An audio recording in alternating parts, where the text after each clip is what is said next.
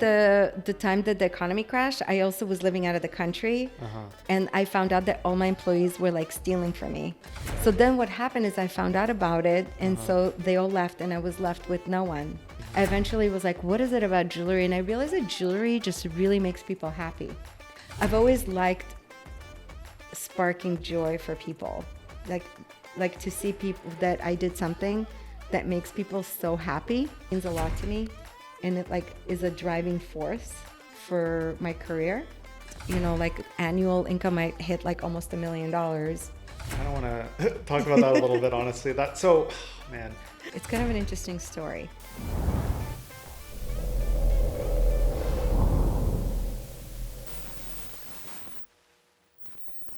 So my name is Liza Shtromberg, and I'm a jewelry designer. I officially started my career as what I think I started my career at the age of 16. Okay. When I was a jewelry, basically like a street vendor. It's kind of an interesting story. My dad, we just moved to Los Angeles because my dad was offered a partnership in a store that was called Shtromberg Jewelers on Hollywood Boulevard. And we lived in North Hollywood. So I would come with them on Saturdays and kind of like stroll Hollywood Boulevard. This is in 1986. And so I would just go to all these different stores, just check things out. And I went into this one store and, just had a conversation with this gentleman who owned a store that was called Benin of Africa. And he had a bowl of beads. And he said, well, if I give you this bowl of beads, will you make me some earrings with it? And I said, sure, I'll do that. So he gave me the bowl of beads. And then I went to this place that was in Studio City, which is actually still there. Every time I drive by there, I'm like, that place is still there. It was my first supplier. It's called Kid Craft. Okay. On Ventura. So I think I bought some galvanized steel, probably not there, but like some other materials.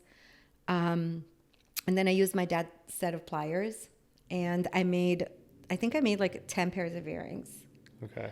And I remember, I think he paid me, I figured out that I made $1 an hour. Really? Wow. It's kind of interesting that I remember these things. That's what I find kind of funny. I was like, okay, I made like $1 an hour, and I guess I made maybe $50 or $100, whatever it was. And so then I used the money to go and buy more supplies. That's how my business got started. That was like my seed money. Okay. And then I made like already some jewelry with supplies that I bought myself. And then I remember I was thinking, seeing people before, like young people selling them on the street. And I said, well, I'll try that. Right. So I remember like the first day I went somewhere, it was like by a mall, and that didn't go so well. Then I tried at Venice Beach, but they had like pretty strict rules against that because you had to have permits. Okay. So then I tried Melrose Avenue because at that time it was like very popular. And for some reason, nobody bothered me. So that was what kind of became like my go-to place. Okay. So yeah, that's what I did when I was in high school. So I started when I was like around 16. Okay. So the next couple of years, I used to go there on weekends and sell the jewelry. And that was all beads? Or Yeah, it was all beads. Okay. I used to love working with marbles. So I used to Marbles. make like beads, wire. So it basically was like wire work and beads and marbles. And sometimes I added like little findings like peace signs and... And are you doing it at that point when you're 16? Are you doing it because you want to do that as a career, or do you not know yet what you want to do? Or are you just doing it to kind of make money? Yeah, I was doing it to make money. Okay. Yeah, and it like really allowed me financial independence, because I remember like even already in high school, like I would pay for my bus pass, which by the way, I think I still have them from like that time. Really? Wow. Yeah, like my bus pass, and I can go and now buy clothes without my parents, editing my wardrobe. So, so I did that for, like while I was in high school. And then I slowly started also, offering them to other stores. I did a couple of like a few, I would say, craft fairs. I also started doing beadwork with, it's called peyote stitching. It's like when you use really fine, tiny beads and then you stitch them. And then I started combining them with gemstones. So they had this sort of like combination of like gemstones and seed beads, and they were a little like more arty, even more arty. And yeah, and then because I was working with stores, I feel like there was also like I would go somewhere and people were like, well, can you make this? Can you make that? And so I just kind of like made whatever people started ordering, things that they kind of like, wanted made, or maybe they had customers for. I remember this one, and this is like a really funny story. I remember walking on Melrose and going to different stores. And I guess I was just kind of cold calling in person by walking in. And I remember like, I guess I was not having a good day, and I was like crying. And I remember seeing like the next store, so I was like wiping down the tears, and it was raining. So I literally I walked into the store. I can't believe it. I was literally like probably had like red eyes, and I looked like a wet rat.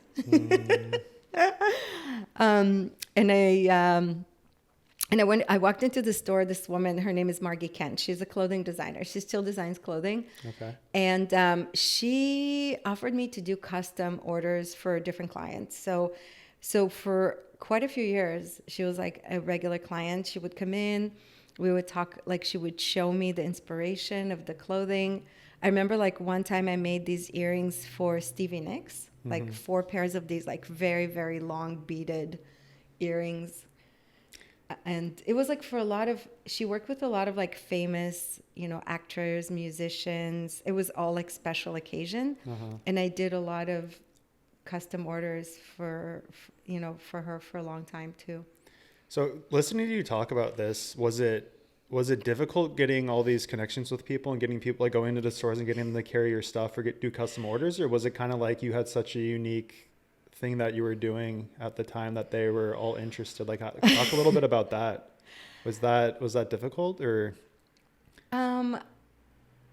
especially when you're that young, Yeah, I never gave that any thought, but Okay. if you're asking me, I think that maybe it was partly just probably partly like the ballsiness of somebody who's like a kid, just feeling like they can just like walk into a store and say like, hey, I make jewelry, can I show you some things? They probably, because we're talking, I was like 17, 18 years old, right? Yeah. So I would say that probably, I'm sure that was a little startling.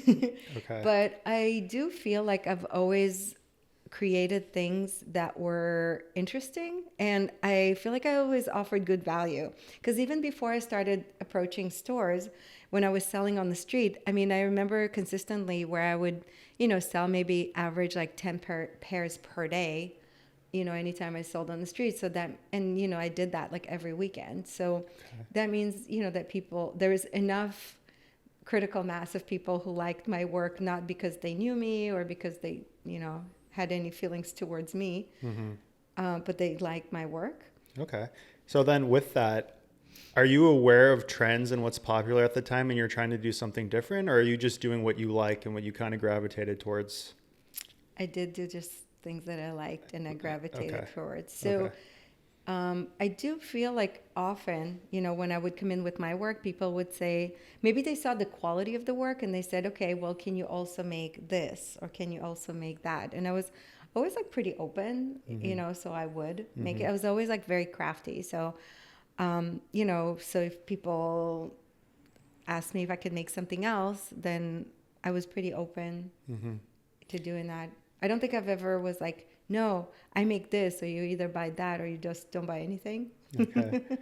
And so when you graduate high school, was college ever in your mind, or are you thinking just pursue this jewelry now full throttle, just go all in on that? Like what's your mindset like at that point when you graduate high school? So the thing is, it was a little bit tricky because we were illegal immigrants. Okay. And so not every option was open to me in terms of, college. And by the time I graduated high school, I actually had like a pretty, I would say, thriving career, like in terms of like, I was consistently earning money, doing things that were my artistic work. I was calling the shots. Like, it wasn't, there was like a whole body of work that I developed, and I could go to, whether it's like stores or crafts fairs, and people would buy it.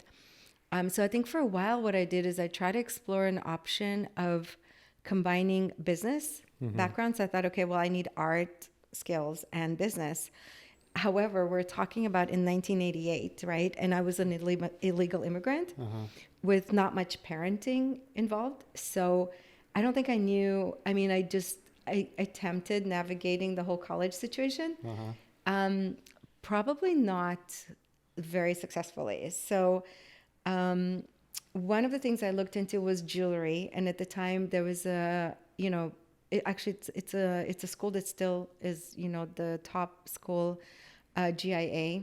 Okay. And at the time it was like $10,000 a year, which was obviously not even remotely anything that I could afford. And I think, and I remember thinking, like, I wanted to have some business background, but then when I looked into business programs, I noticed it was like accounting. So obviously I had no interest in being an accountant or to learn accounting.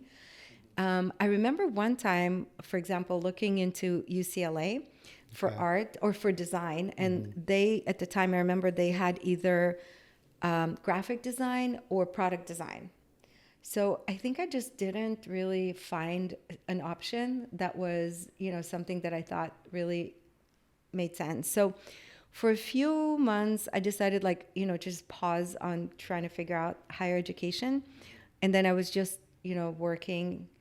And then I feel like, well, just hustling is really not like ideal. Like, I felt like, it was like a hustling kind of lifestyle. And so eventually what I did is I ended up going to school for fashion design. Okay. So I did a 2-year program for fashion design because I thought, well, then I can tell people, like, oh, I studied fashion. That in my mind, in my like childish mind, gave me some more like validation in people's mind. And also I thought, well, if my business isn't as successful as I'd like it to be, then I have like a profession to fall back on. Yeah, so I did do that, but I only worked in fashion design for 6 months through a job that a friend of mine referred. She had this job and she was moving to Italy. So she said, hey, my boss is looking for an assistant, and, do you want to give it a try? So the whole time that I was in school, I did not work in fashion. Okay. And so I had this one job, absolutely hated everything about it. It was like very clear to me that there was no way I was ever going to be. What didn't you like? Well, I just, how can I say this? Most in fashion, like it's an industry that is very trend based. Okay. There's also, most of the time, people copy each other. So there wasn't a lot of like original design. So it wasn't, it wasn't anything that appealed to me. I also just felt like just the way the industry, I didn't find it to be like a lot of ethics in it. Yeah. So that really bothered me. Everything about it just kind of bothered me. And I just didn't really feel like that I was, that it was like I didn't find anything appealing about it. So, okay, how old were you when you graduated from fashion school? Was it like normal kind of college? So I started when I was 19, so I want to say like 21. So 21, 22. And then you work 6 months in this fashion job, right? But I was always still doing my jewelry. Okay. At the same time. Okay. So then the fashion thing, though, you realize you don't want to do that, right? So then is it back to jewelry like full time, or are you thinking of other things? It's jewelry full time. So at the time, what happened was my, so I'm from the former Soviet Union, and during Perestroika, when the Soviet Union collapsed, my dad's brother and his family moved to Los Angeles. Okay. And so my grandfather suggested that I take my uncle as a partner in my business. And I was, just finished school, and I thought, okay, why not? I could probably use some help. And so we worked together for about 3 years. And during the first year, my business did really well. I think we did, when we started working together, I think in the first year, like I did something like $100,000. Wow, that's really Yeah. good. So it was like really impressive. Yeah. And are you hustling still at that point, or like when you say you had a business, is it like formally like you have it's registered and like you have a website? I don't even know if you have websites wasn't a thing probably No. back then, right? So you're still going into stores basically and like trying to Yeah. get, or yeah, okay. In fact, I was just somebody who I used to sell to, like during that period. She stopped by my store on Hillhurst and left her phone number, and I just noticed it, so I called her. And that was like in my early 20s, you know. We just had that conversation, like, hey, just like, honestly, I mean, I want to say like now it's 38 years later. Anybody who's like still around 38 years later, we're all like in shock. I mean, like I always wanted to sell to Barney's, and then I never did. It just never happened. And like now they're not even, they're out of business. So I feel like there's so many people who have gone out of business. I mean, like really serious businesses, that any one of us who is still in business is like, oh my God, you're still in business. I mean, sometimes when people don't see me for a long time, they're like, literally, they'll be like, oh, you're still doing jewelry? You know, like family, friends or whatever. Like, do you still have your store? Are you still doing jewelry?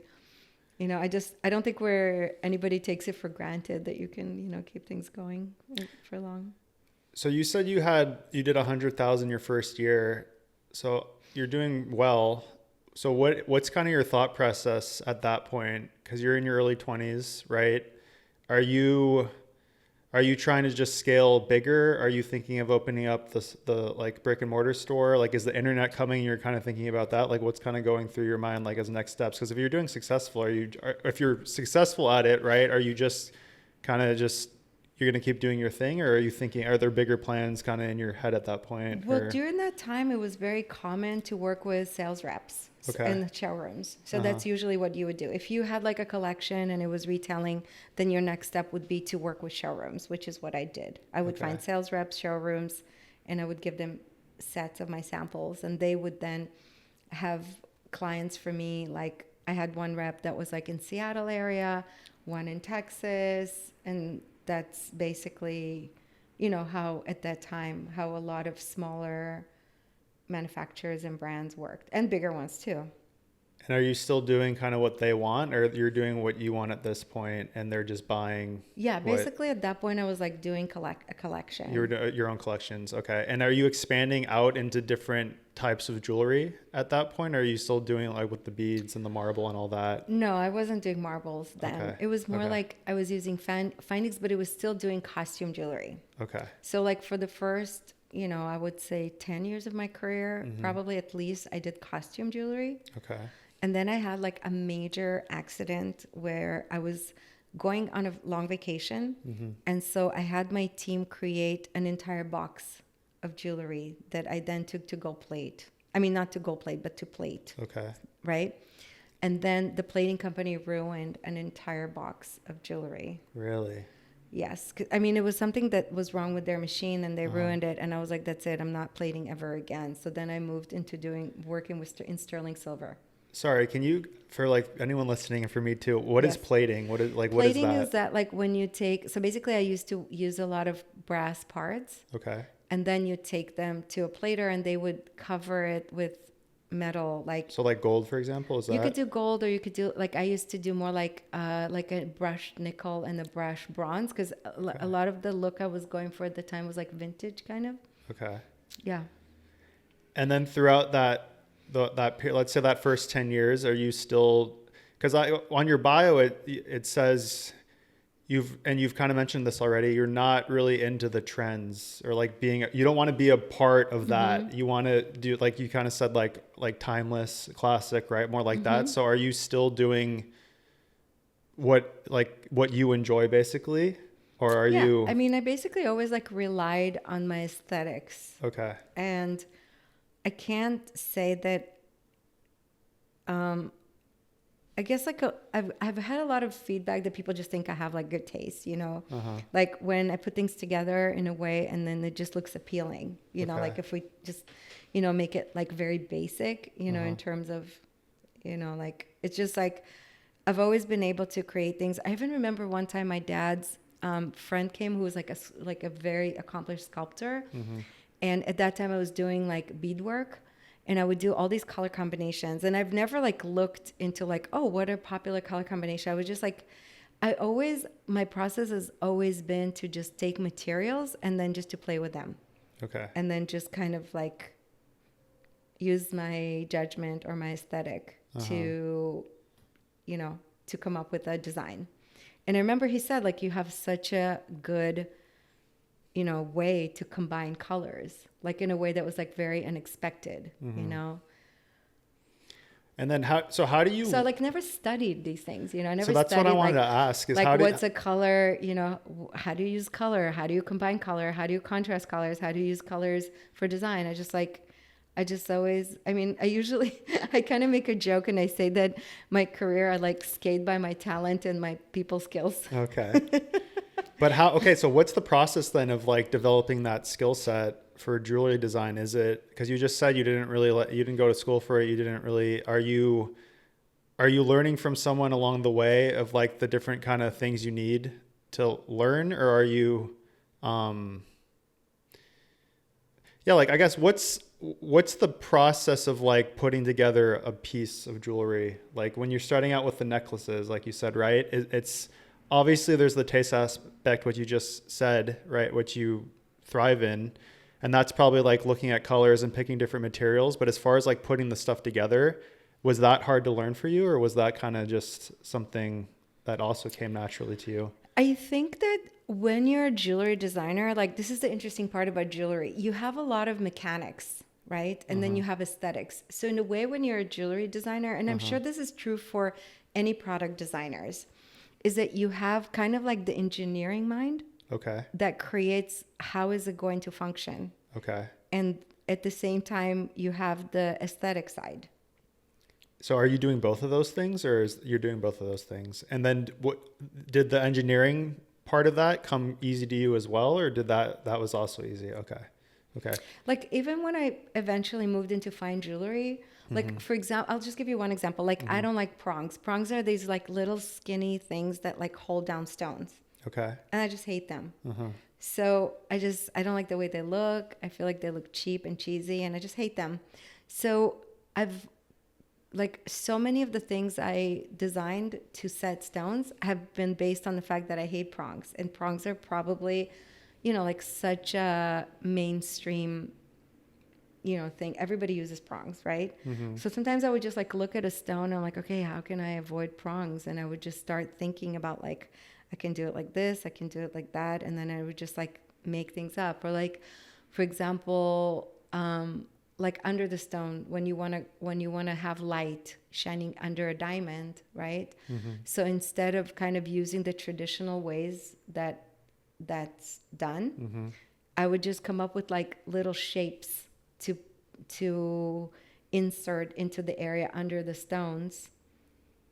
So instead of like looking at how things are done Mm-hmm. and then doing them, I just kind of look at something and I'm like, okay, so I'm trying to achieve that. How can I achieve it? That's it. Like not based on anything, you know. Mm-hmm.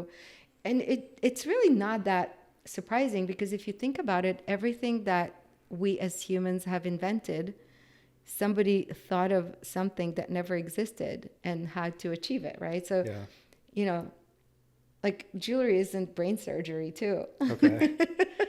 Like I don't want to give myself too much credit, Uh-huh. but you like and I kind of find it interesting because I remember recently I reconnected with a friend Mm-hmm. and I found out he was doing wire work. And that's what I did. When I started, I was Mm-hmm. doing wire work. Mm-hmm. And I would just take wire and I would just play with it. And I would like twist it around things and I would try it this way and I would try it that way. And I was like, well, I want to connect and I want to make this part. And then I wanted to suspend and I wanted to create this motion and I wanted to do this, right? So I would just play around with solutions. And then I remember him saying like that he watches tutorials on YouTube, and then he recreates what he sees. And I was like, oh my God, like I never thought about the fact that you can like learn something by how other people are already doing it. Like Totally. it's just like honestly just like never even occurred to me Okay. to see, well, how are other people doing it? I think for me the fun of it is just like playing with things, you know, just like taking the materials, playing with them, thinking about what they, you know, what you could do with them. But I feel like there's, you know, so many humans who have done that. So are there, and like, you make it sound like when you started, there wasn't really many tools you needed to get started, right? You could kind of just start. So, but as you go on into your career as a jewelry designer, are there like things that you need in order to do like new things? Yeah. And is that like really expensive? And do you need to kind of invest in that? Or is that kind of how that works? So that's like a really big issue. So I feel Okay. like a lot of my career has been very defined by the fact that it was always like cost prohibitive for me to have my career. Okay. So like all of these was like, for example, 3D modeling, right? So it used to be when 3D models started that like a program could cost like $10,000. And then Wow. instead of like buying the program and learning to do it, I would just give it like to a 3D model. I would just find somebody who already had that skill set. And what I found overall is that like if you want to be a master of something, they always say you should do it 10,000 Yeah. hours, right? Yeah. So if I wanted to be like a master setter, a master engraver, a master 3D modeler, like I would be dead by the time I could complete one piece of jewelry that I wanted to accomplish. So at some point I realized it made sense to find people who have done that because they will do such a good job at it, right? So at this point, I don't really feel like, you know, if I want to learn, like for me to learn a technique, it just wouldn't really make any sense if I can just have somebody do it for me. So are you kind of like, I guess to compare it to something, are you kind of like a director? Is that kind of, I mean, obviously you're the Not designer everything. in that, There's but certain things that I do I hand make myself. okay. But even those are the things that I do that are with techniques that I innovated. That it's Okay. like there isn't. I couldn't tell somebody how to do it because nobody is doing it because I took materials and I made up a whole process that doesn't actually exist. So I can't really go to anyone to do it for me.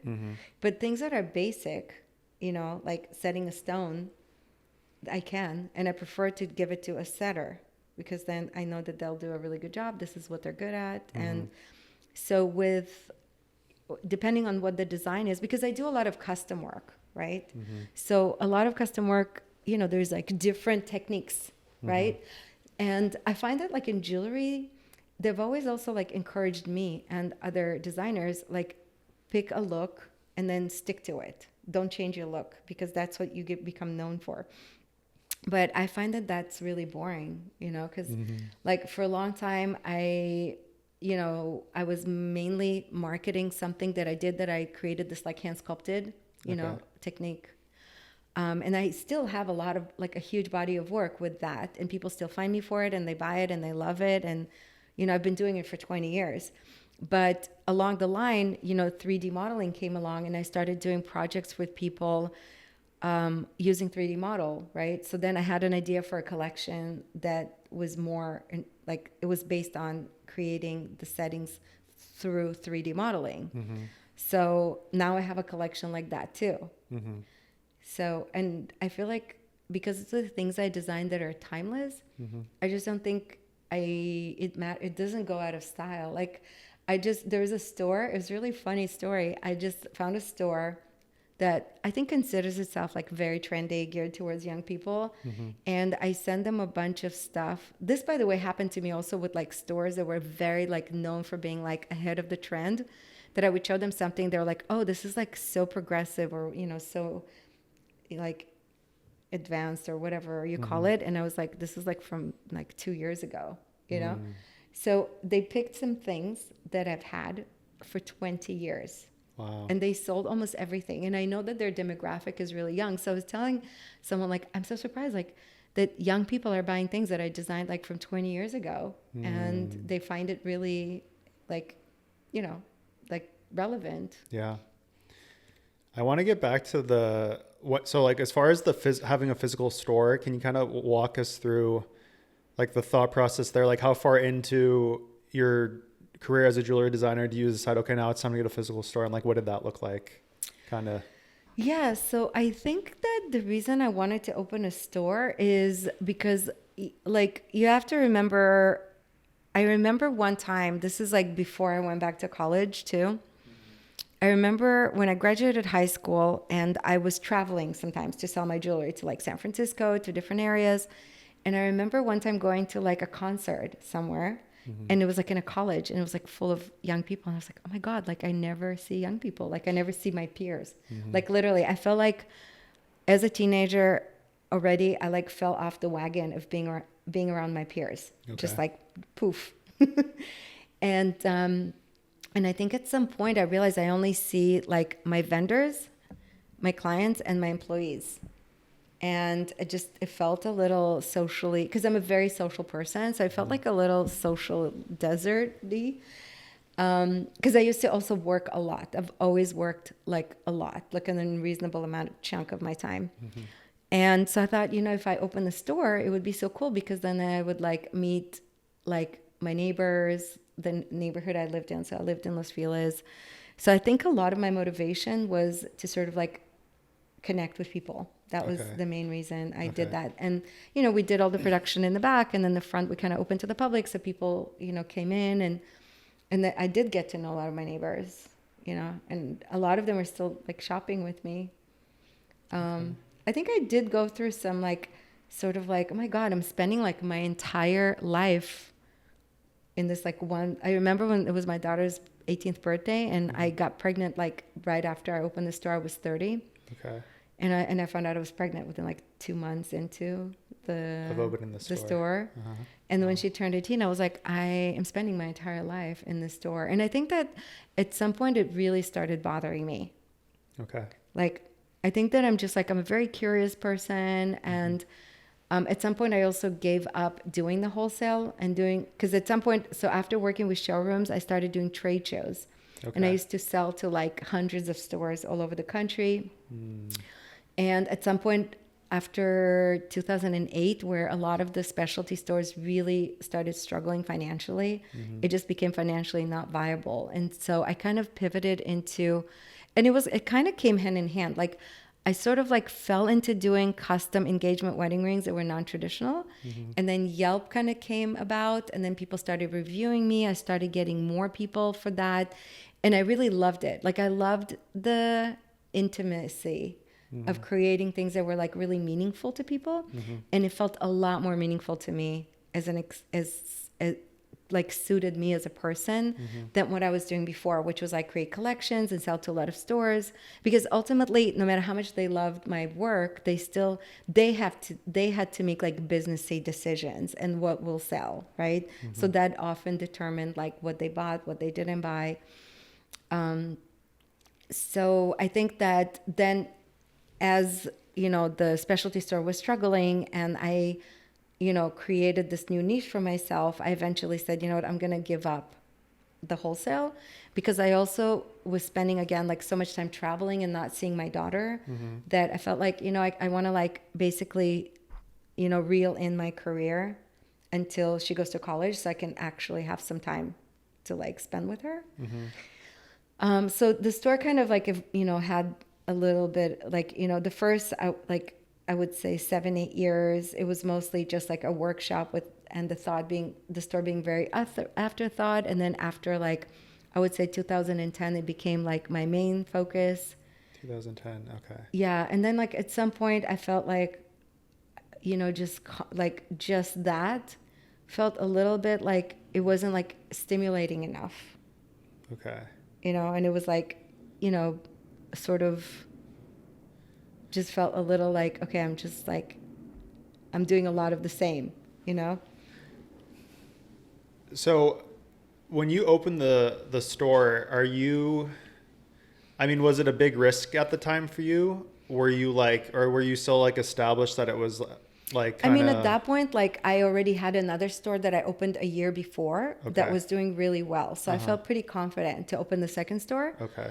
I think also when I was younger, like pretty much all the risks I took kind of panned out for me. So I don't think I was that sensitive in terms of like, I don't think I thought much about failure because I don't recall like failing Okay. in things that I set out to do. Uh-huh. So I didn't really think about it too much. But I mean, but I also had cash flow from my wholesale business. So I knew that I could pay the rent. And then it took a long time before the store really kicked into gear because it was like in a location that had no foot traffic.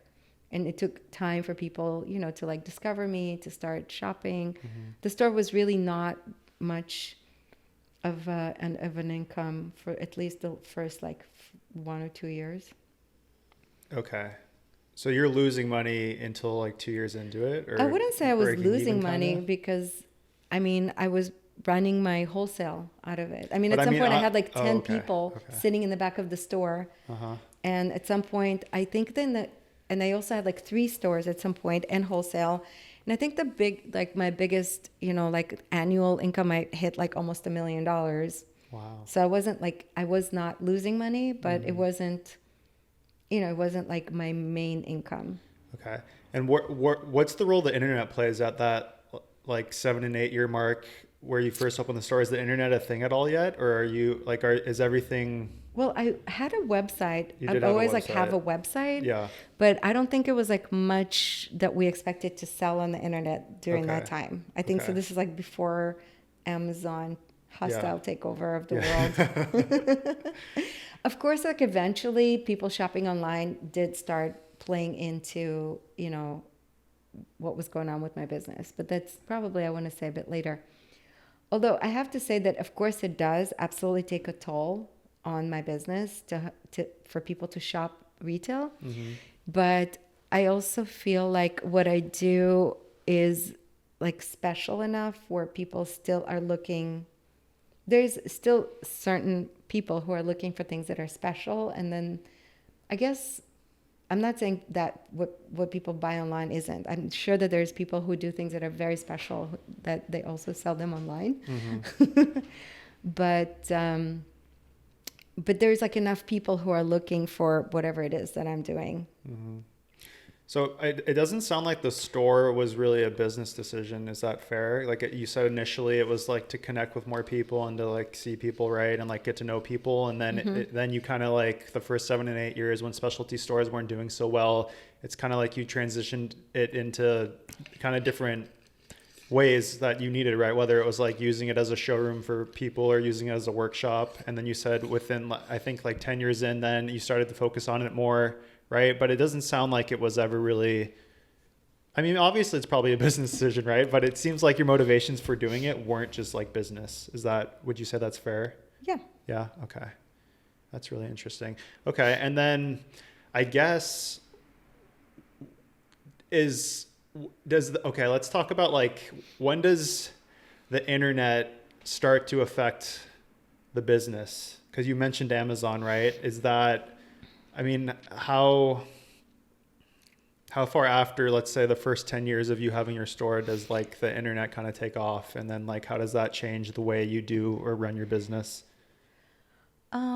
I think that there's a few things that played into place in terms of the internet and not only just the internet, but just things in general that sort of made, I think, like business in general just more challenging. I would say probably, I want to say like around 2017, 18. Okay. Where it started to affect it.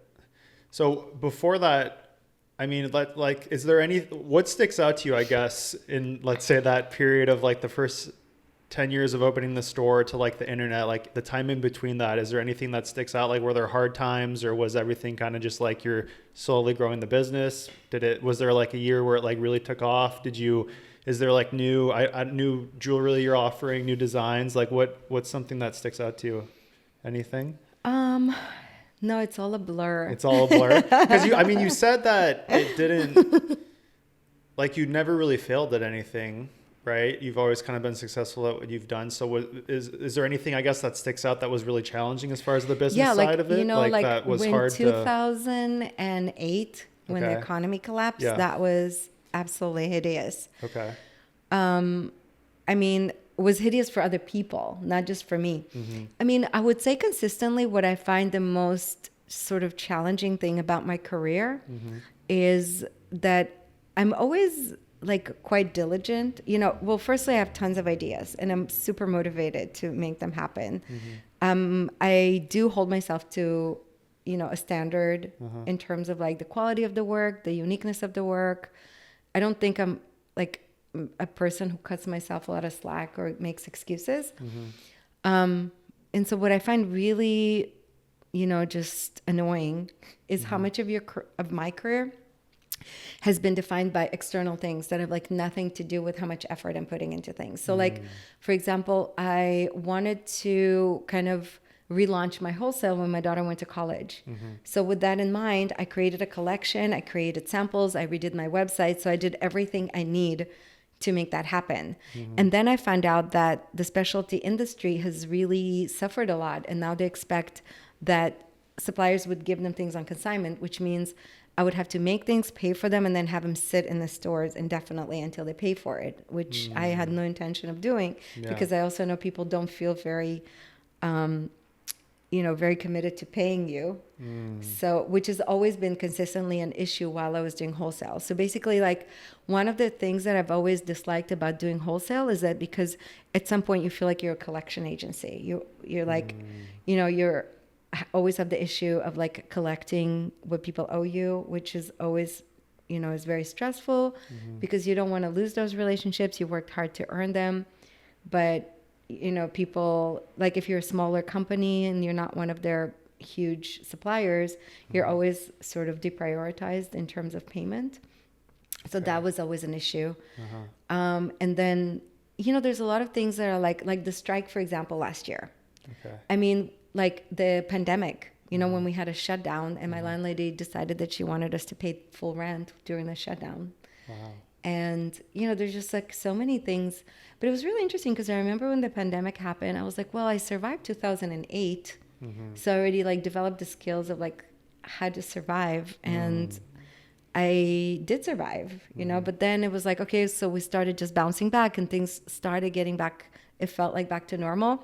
And then the strike happened, right? So I feel like there's so many things that are outside of your control that you're constantly dealing with. And that's the part that I find the most discouraging, you know, that you can't really control what happens. And most of the things that create a setback are those things. It's not what you're doing right or you're doing wrong. It's things that just completely have nothing to do with you that really affect they probably affect you more than anything you do right or wrong. And that's a huge issue. And also that, you know, you have to constantly update, you know, your strategies. So for example, when Yelp came about, right? And I was like one of the first people to utilize it, or like search engine optimization. I was one of the first people. And so, Do you know when that was? Like the roughly the year around when you started doing that? yeah, I mean, it was like, I want to say 2008. Okay, so it was okay. So was that then in response to the economy crashing? Like, was that kind of the strategy in 2008? Was No, like it to was like utilize coincidental. It was just okay. coincidental because Okay. I left the US for 2 years. I was living out of the country in 2007, 2008. Okay. And so during that time, I met somebody who was, you know, she was like I was doing this, I was in a networking group of women business owners. And so she told me about SEO and I was like, oh, this looks so cool. And then I just built a website that was beautiful. I mean, it was like stunning to die for a website that had all Flash and was not SEO friendly. So that's when I found out about then I like redid the whole website without Flash with, you know, WordPress and SEO. Like I actually have a friend who did my website, who created a business model and literally pivoted his entire life because I hired him to do that one website that was WordPress, that was SEO friendly. Okay. And it was, you know, probably I want to say in 2008. 2008. So I want to kind of stay here for a second. So when the economy crashes in 2007, 2008, Do you have just like a nest egg because your business has been so successful the last few years, or like can you walk, like how did you pivot, like what did you do, what was the, like what did you learn that helped you during COVID, what was the lessons there? Can you kind of talk about that?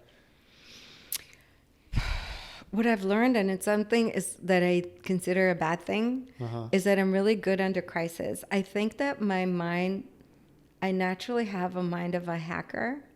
Okay. So my brain naturally goes of like, how do you leverage the bad things? Okay. I call myself Miss Lemonade. So when things go Because wrong, you turn lemons for people, right? You're turning lemon sour into lemonade, right? Yeah. Okay. like, I don't think I'm going to share any of these things publicly. Okay, that's fine. but um but I feel like I always see like how you can sort of lever, like when everything goes wrong, I'm like, okay, well, I guess then this would be a time. It's like this would be like a time because you have like the things that go wrong, but then you're like, okay, but how can I leverage them to my advantage? So overall, it's like finding opportunity when bad things happen. Like there's always Yeah. opportunities if So it's like good, if right it's around bad. the time that the economy crashed, I also was living out of the country, Uh-huh. and I found out that all my employees were like stealing from me. They were like kind of they did it together In the store, and the people in in the the store. store? Okay. Mhm. Okay. So then what happened is I found out about it, and so they all left, and I was left with no one to work. So I was working 6 days a week by myself. And then I started doing everything myself. And when I was doing everything myself, I optimized all of it. So everything, so that's the time I made everything like most efficient. And I was like, really was able to turn my business around and be like super profitable. That's crazy. Wow. Okay. I kind of want to talk about that a little bit, honestly. Man, I'm assuming they steal because the I wasn't economy's around. and then the economy's It doing was because I terrible. wasn't It was around. because you weren't And the around. person who But kind is of, it like, sorry, is it a, was it very obvious they were stealing, or was it kind of no, like a it was like calculated, basically plan? this woman who was my bookkeeper. Uh-huh. I think she had probably done it in other businesses, and I think she invited my other staff member, basically like to add hours to their payroll that she approved, and And they're like just taking the extra cash. But you said they stole everything, or they just stole a lot? no, like they just it was like, but it was driving my business Yeah, like out of okay. business. Yeah, But then yeah. I found out about it, Uh-huh. and Do you find out about that if the economy doesn't crash, do you think? well, if the economy didn't crash, I wouldn't have been back in the U.S. And then maybe I wouldn't have found out. Yes. So almost a blessing. Well, not a blessing, but it's like you said, it's interesting how like something bad could happen, but that could also like give you like it kind of helped you in a way because you were able to come back, right? Also, And one of the reasons I left the country is because I felt like my business was constantly growing, but I was working a lot and I wasn't seeing, the benefits of my hard work. So I was like, okay, I want to take a time out and do other things and like Okay. take a space for my business. So I think that was good because I learned a lot of new skills. Like I was completely computer illiterate. When I came back, I was computer literate. I could do everything that my employees did for me. I no longer needed anyone to do anything. And I also did like a series of business management classes that were more like workshops, like short classes. I learned a lot. And so when I came back, I actually used all the things that I learned and I applied them in my business. okay. So that was like, a big reason why my business did better. And it was helpful that suddenly there was no one around for me to do things. So I had to do everything myself. And then I could see how people were doing things wrong and why it was like not efficient and not optimal. I can give you one just simple example. Sure. So when we did collections, we did costing, right? Okay. So when you did costing, like let's say you have a piece of silver and then the silver is like X amount of grams, like weight, and then the gram weight cost X amount of dollars. So instead of saying like, okay, this is 2 gram and right now the silver costs X, and then you have the total, they would just put the amount. But it's like, but silver keeps going up. So then you have this like Excel formula. And now we're talking about people I hired people to do this work, who I would give them like, can you do this? Who had whatever, like bachelor's degrees, master's degrees, and they still did things like they didn't think how to do it in a way that's efficient, right? So then I would like right now. So then of course when I came back, I knew how to do Excel. So I redid everything myself. And I could like keep an eye on like everything that was, like I did my own email blasts. I did my own Excel spreadsheets. I did everything that I used to pay other people to do a crappy job at. So let's talk a little bit about that, like balancing running the business, but also being like the designer and coming up with the creative side. So hard. I think you said, right, the first 3 years your uncle helped you and kind of ran or someone helped you. So run that the was business also side? like, he didn't really help me. He didn't help. Okay. He didn't help me. He just kind of like drained the business. So you've always, and the work was always falling on me. And one of the things that I think he did that was, I don't know if it was a disservice, but he wanted us to have employees, and he like created high overhead for us. And I think in a way, maybe it was good because I got in the habit of like delegating work to other people, because I probably can't do everything myself all the time. But at the same time, I feel like sometimes when I was like, had my first employee when I was 23. Okay. Like he would hire people because he didn't speak English that were Russian speakers that weren't necessarily, the right employees, but he felt comfortable to like boss them around and feel like the big guy, to where I finally was like, listen, I don't know what these people are that you're bringing, but they're useless. So then I, created my own way of hiring people. Actually, what I did is I called the unemployment office, and I had them send me people, from unemployment. But I feel like, just like hiring people, that's like a huge responsibility. It's not necessarily that you want to do that, year one, or like, because you had a good year, it doesn't mean you want to go move like to a big office. Like, I really believe in keeping overhead low. Yeah. And, not having like a ton of overhead, because then, somebody has to pay for it, and that's going to be your customers. And like, why, like I even joke around with my clients, that like, the reason I can afford to keep my jewelry affordable is because I live in Glendale. I don't live in Beverly Hills.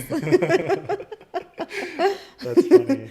Yeah. Cause cause when I wanted to buy a house, the houses in Los Feliz were very expensive. So I bought a house in Glendale and, passed on the savings to my clients for the following 20 years. That's funny. So you've always ran the business. It's never been really outsourced to someone where it's like they're running the business day to day and you're just focused mainly on like designs and all that, right? You've always done it. Okay. So then, so what's that like balancing that? I imagine you've gotten better at it over time, right? And you kind of mentioned with like 2008 coming back, you learned a lot of computer skills, which helped you make the business more efficient. So is that just how it's been? Is like you've kind of just had to learn the business side and you kind of already had the design side, and then so what's that like balancing it, I guess? Is it easier now than it used to be? I feel like the design side is like completely effortless.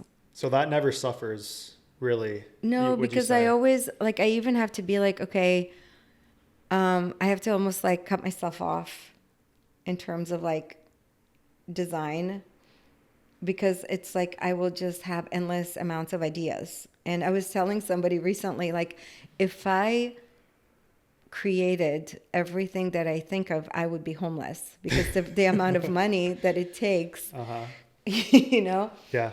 to create the things, right? It's like you're paying for stones, you're paying for gold, you're paying for labor, for silver. It's a lot of money. So you can't just do anything you want to every time. Like, you have an idea, you can't just like run out and do it. You have to kind of restrain yourself. But I mean, in terms of like having design ideas, it's always, I could just go like anywhere, literally look like at anything, and it's just be like, oh, that would make a really cool collection.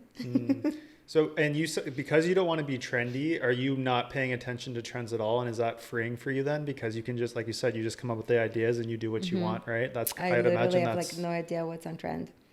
That's so interesting, actually. Okay. has that ever hurt being like that, do you think, at any point in your career, or no? It's Yes, always, I'm sure it's hurt my entire career. you think so? Okay. I think so.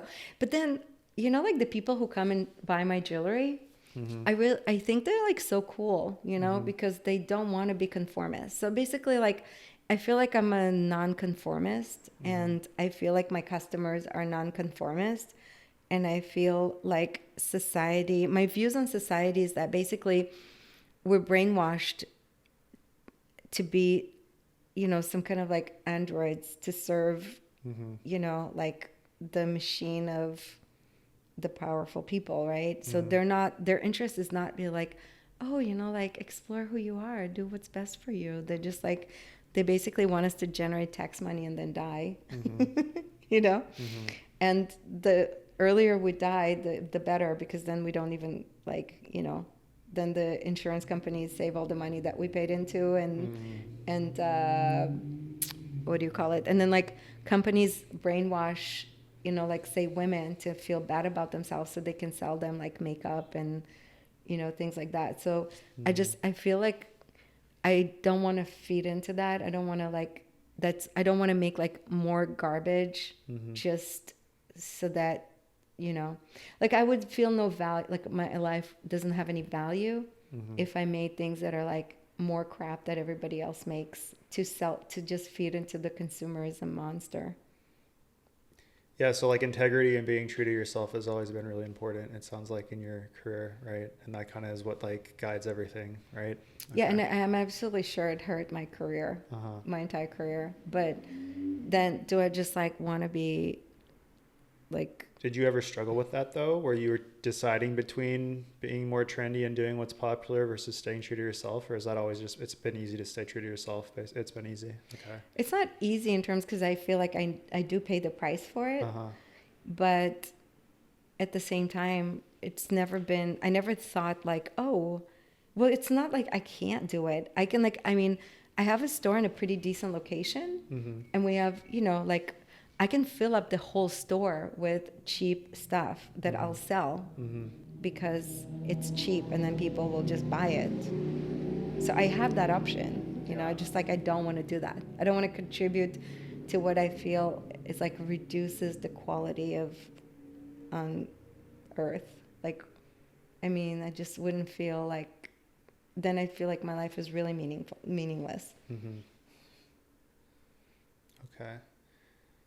So is trendy basically, does that mean like it's cheap essentially? Is that what trendy is? Or is that like, what is usually trendy jewelry and things that are trendy, they are made cheap. So then you can sell it to more masses, and then, then it's like you make a lot of money because a lot of people can afford it. So one of the base principles in trend is that for it to be cheap.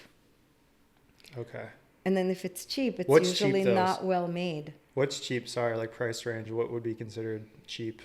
Like, Well, are we like, talking let's like less say- than 100, or are we talking kind of like like less than 100. Okay. Like, for a lot of people who like fashion, if something is like $50, $60, it's like, oh, wow, like I can afford it, I'll buy it, right?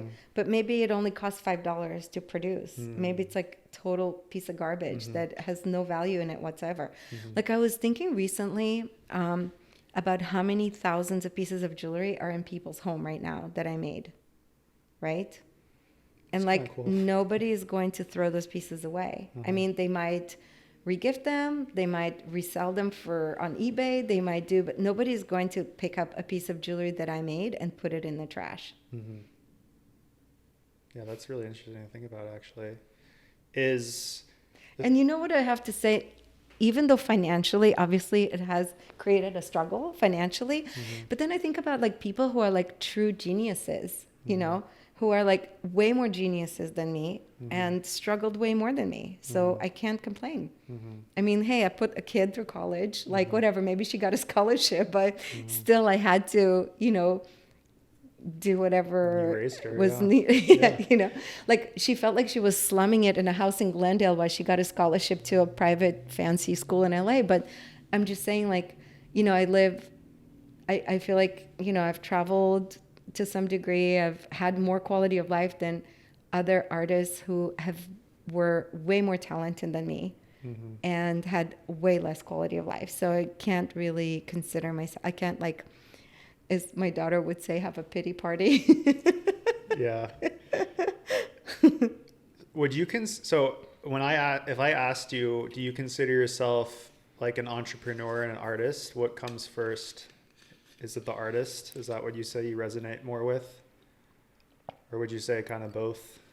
Well, I found out that an entrepreneur is now often used for a business owner, which is not actually the right term. Okay. And I think I learned that sometime in the pandemic. I don't remember what exactly entrepreneur means, but it doesn't really mean like a business owner. But I definitely feel like my business thinking, I think is more like stronger than just being an artist, because Really? I feel like it applies to other things. Okay. I feel like I have this, like I said, like almost like a hack, kind of like a hacker mindset. So if you like put me into something, like I'll give you an example. I did an environmental study program in 2007, 2008. And I was introduced to this gentleman who was he had a startup to start a field, like a field of solar panels. And in order to do it, he was working with, he had to get it voted through the government, and he had a committee that he was in touch with, and he was getting nowhere with them. So I talked to so we met him like in the environmental policy class. So I asked my professor, so what do you do in these cases? And he said, you write a policy memo. So I said, okay. So I Googled literally write a policy memo, and I wrote a policy memo. Now I found out later that lawyers write policy memos. Okay. And I didn't know anything about solar energy, like in terms of like kilowatts and any of these things. So I started doing research, like, okay, how did people do it in other countries? How is it, did case study. I just followed the whole guideline. And as I was doing the research, I was feeding him some bits of this information as I was going along.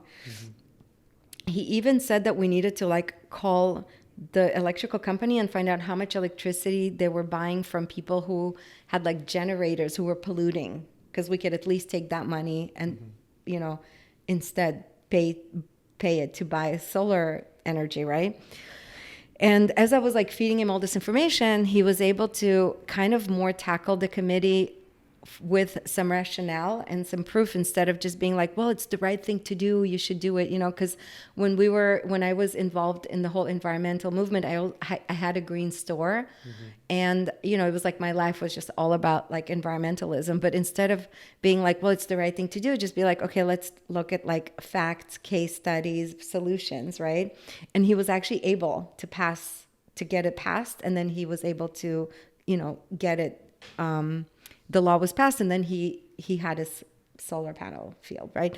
I'm just giving you an example. This has like nothing to do with jewelry whatsoever, But I feel like if I'm presented something, even if it's a field I don't know anything about, if I just start doing like research and finding information, I'll find these like solutions and how to put like facts together.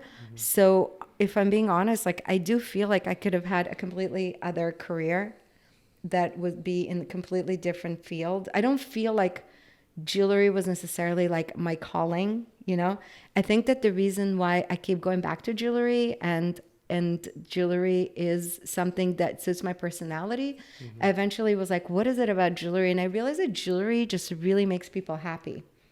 It's like, it's usually around happy special occasions. It's like engagement, weddings, childbirth, birthdays. And then so people come to buy jewelry around happy occasions. Okay. It also makes them very happy. Like if you see people and they are like looking at jewelry, like if you come to my store and spend a few hours there, you see like, it like gives them a sense of awe. Like, oh, this is like so beautiful. Like because the way I make jewelry is quite different than what they see. And there's very interesting elements to it. Like I have my stones custom cut, and there's just like all kinds of interesting things that they're not going to see anywhere else. It just like sparks a lot of joy. And I think that, like say, if you go into other areas that maybe, are not as joyful, I feel like that element is just really something that I connect to. Like, I've always liked sparking joy for people. Like to see people that I did something that makes people so happy. It like really it means a lot to me. And it like is a driving force for my career.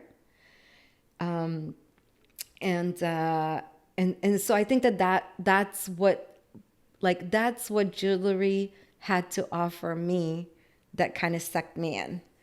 But I feel like I could have also had other careers in other fields. Does that make sense? It does, but it's funny listening to you talk about that because, like, to me, you're basically saying the artist takes priority over the business owner because I mean, this is just my opinion, but I think ultimately art is like, it's like what it makes someone feel, right? And what you're describing right now is like the feeling people get from your art, right? So Yes. it's like you're an artist and that's like what you enjoy. So yeah, that's really, honestly, really But interesting. I've always been like a self-supporting artist. Like from the minute I literally like the first few days I started making money, and often, I do consider like a lot of the things that I do has strategy behind it. And the strategy behind it involves a lot of like, not just like, business isn't just money, right? It's also like strategy, like for example, when I found out that you have to do videos, right? So, it took some time to be like, okay, well, I don't really want to be a production company, but now I kind of have to. What do I do with it? But once, like, the more I was thinking about it and I started having like ideas for it and planning for it. So, so there's a lot of strategy involved in having a business, right? So I feel like that strategic planning of me as a person is definitely like the driving force of my entire life. So it's in my career, in my personal life, like the way, I strategized my daughter, like the way that I looked for a Japanese immersion preschool for her while I was still pregnant, I feel like she's like a curated child, what I'm saying? Like everything, it's like, this is really funny. Lately, one of my assistants, she said that I'm very particular, right? And I felt like the way she said it just meant like a put down. And I was giving it a lot of thought, and I was like, what I would label myself is intentional. Like there's a lot of intention and thought that goes behind every single detail of everything that I do. And it's definitely not just work. It's also on the personal end. That's why I'm saying, like, I think that part is what allows me to have a business. So that's why I think that's more like the domineering part of my personality. I want to talk about strategy, like business strategy, but before that, so with what you just said of how you're intentional, could you like detail oriented? Is that another way you could say it? Or like that's at least part of it, right? Have you ever struggled with that? Because I personally am very like detail oriented, but for me, I've always struggled with like, I know what it's supposed to look like, right? I know what it should be. I think of like all the little details, but I don't have like the skill set to do it, and it overwhelms me. So like with this podcast, for example, right? Like I know what a good podcast looks like, right? I know like there should be like the 3 cameras. I know like it has to have good lighting, the sound, like what equipment I should be using. I know all that, but to me, it's just like overwhelming, and it's really hard for me to get started. So has that ever been a hard thing with you, where if you're thinking of all these little details and you're trying to plan it like this way out and being really intentional with everything, has that ever been like overwhelming for you, or have you always just been able to kind of like harness that and use that?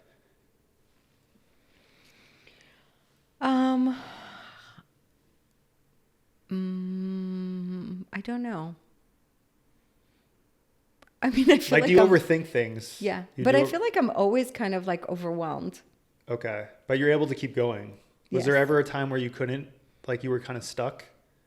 Yeah, like today, when I was getting ready and I knew that I needed to be here at a certain amount of time, but there was something I absolutely felt like I needed to do, and I couldn't, and I started feeling overwhelmed. Like, no, I have to do this, because if I don't do it, I'm going to delay it by this and then delay it by that. And it felt overwhelming. So that's when I was like, hey, do you think we can move it by an hour? It allowed me the time to to like have everything done, right? Have you ever, okay, so let's say as far as the business, let's say, have you ever struggled with like, what am I going to offer to people?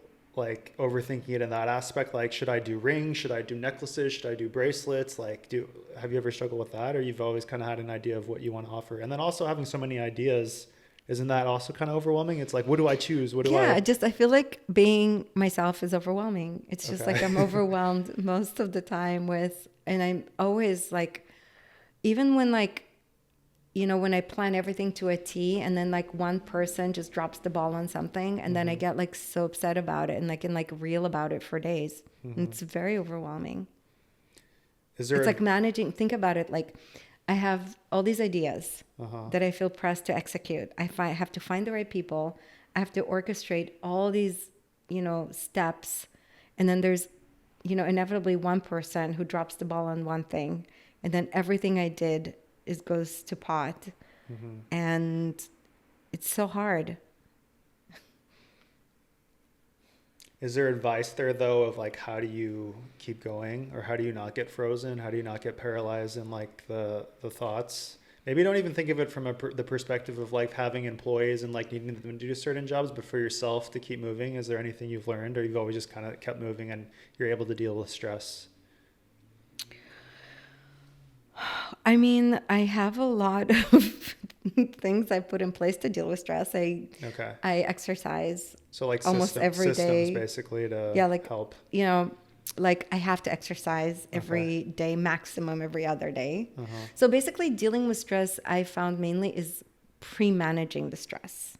Okay. But it doesn't matter how much I plan everything right, how much effort I put into, how much I exercise and how much I do this. When things go wrong, I get like super upset about it. And it takes a really long time to calm down. Okay. And it does feel like you just want to give up. Have you ever given up at one point in your career where you, maybe not given up, but like maybe you're on like pause, like, oh, I don't feel like doing this for like a few months, and you're not really like, you're not attacking the business still, or like trying to like grow it. You're kind of just like at a standstill. Has that ever happened?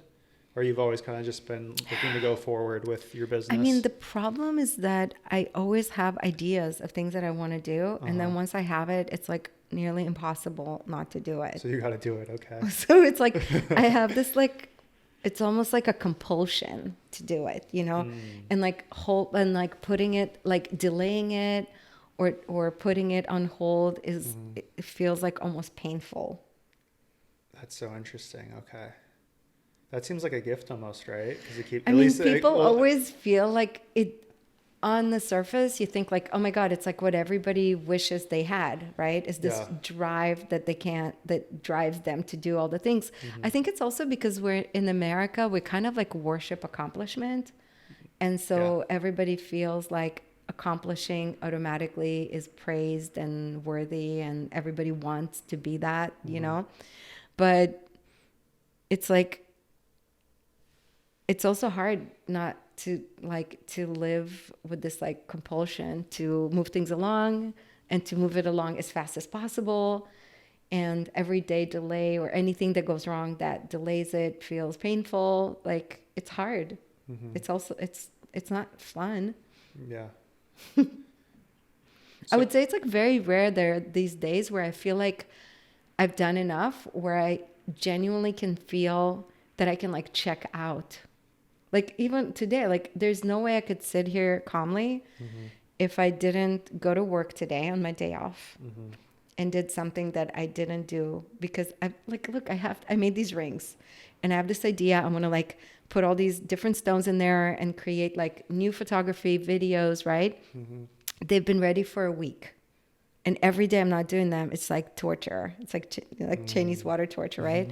So I knew that like after here, I'm going to stay at a friend's. Tomorrow I have another stuff. So then like on Wednesday, I'm planning to go to do production. So I was like, okay, well, if I go do them today, then they'll be ready for Wednesday to set the stones. And if I didn't, then the next few days I would just be drilling myself a hole in the head that I have to do them. So it's like, yeah. Is it a blessing? Yeah.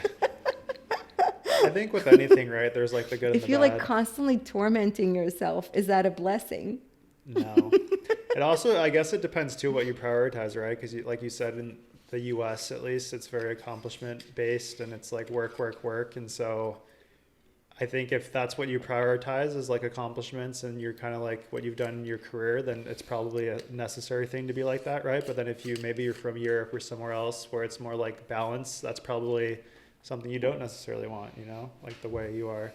So okay, so getting into, let's say, business strategy, are there trends, or do you pay attention at least to maybe not the designs of other people's jewelry, but as far as like what's popular between rings or bracelets or necklaces, like, or earrings, do you pay attention to that at all? Or is there any strategy into like what you're offering in that aspect, or it's kind of just whatever you want to make? Like, do you have to offer everything? Do you focus on maybe two things over the four? I mean, from everything that I'm being told, I'm already offering way too much. Okay. And no one can do everything. Uh-huh. So you're supposed to already like narrow things down. Mm-hmm. You're supposed to be very nichey in order to be successful. Like, you know, one of the things that I do is like I reset things for people for family heirloom. Uh-huh. And I really love doing that. So I was like, you know, I really want to scale that part of my business. So Mm-hmm. I did like, you know, more before and after photos. I documented some of the items. I added a page to my website. And then I got on Facebook, you know, was like being, you know, advertised to a brand that literally is all they do. So like their website, you go on their website, that's all they do. They only do resetting of family heirlooms, where I do a bunch of other stuff, right? And like a lot of businesses, what they do is they really niche in something very small. Supposedly, that's the way that you become most successful, is to keep things very, very nichey and narrow, right? And I'm not doing that at all. Like if you come to my store, you'll see so many different options and different things, and like I don't need to know more what else is out there to do. And like the thing is, I fell into doing family resets organically, and I love it. And I feel like because I have a store and I'm always like in this some degree of dialogue with customers. I mean, to me, like what I like to do is meet the needs of my customers, but it's like my creativity meets their needs, right? Not like, you know, like let's say people need repairs and I don't want to do repairs. It's not creative. So I just refuse to do it. I could probably make a lot of money doing repairs. Sometimes I thought like, hey, you know, I should probably hire someone or like rent a space in the back to somebody to do repairs. And that way I can like leverage that need. But I can also like take their stuff, take it to different people, repair it. I don't want to do it. So I just don't do it at all. Right.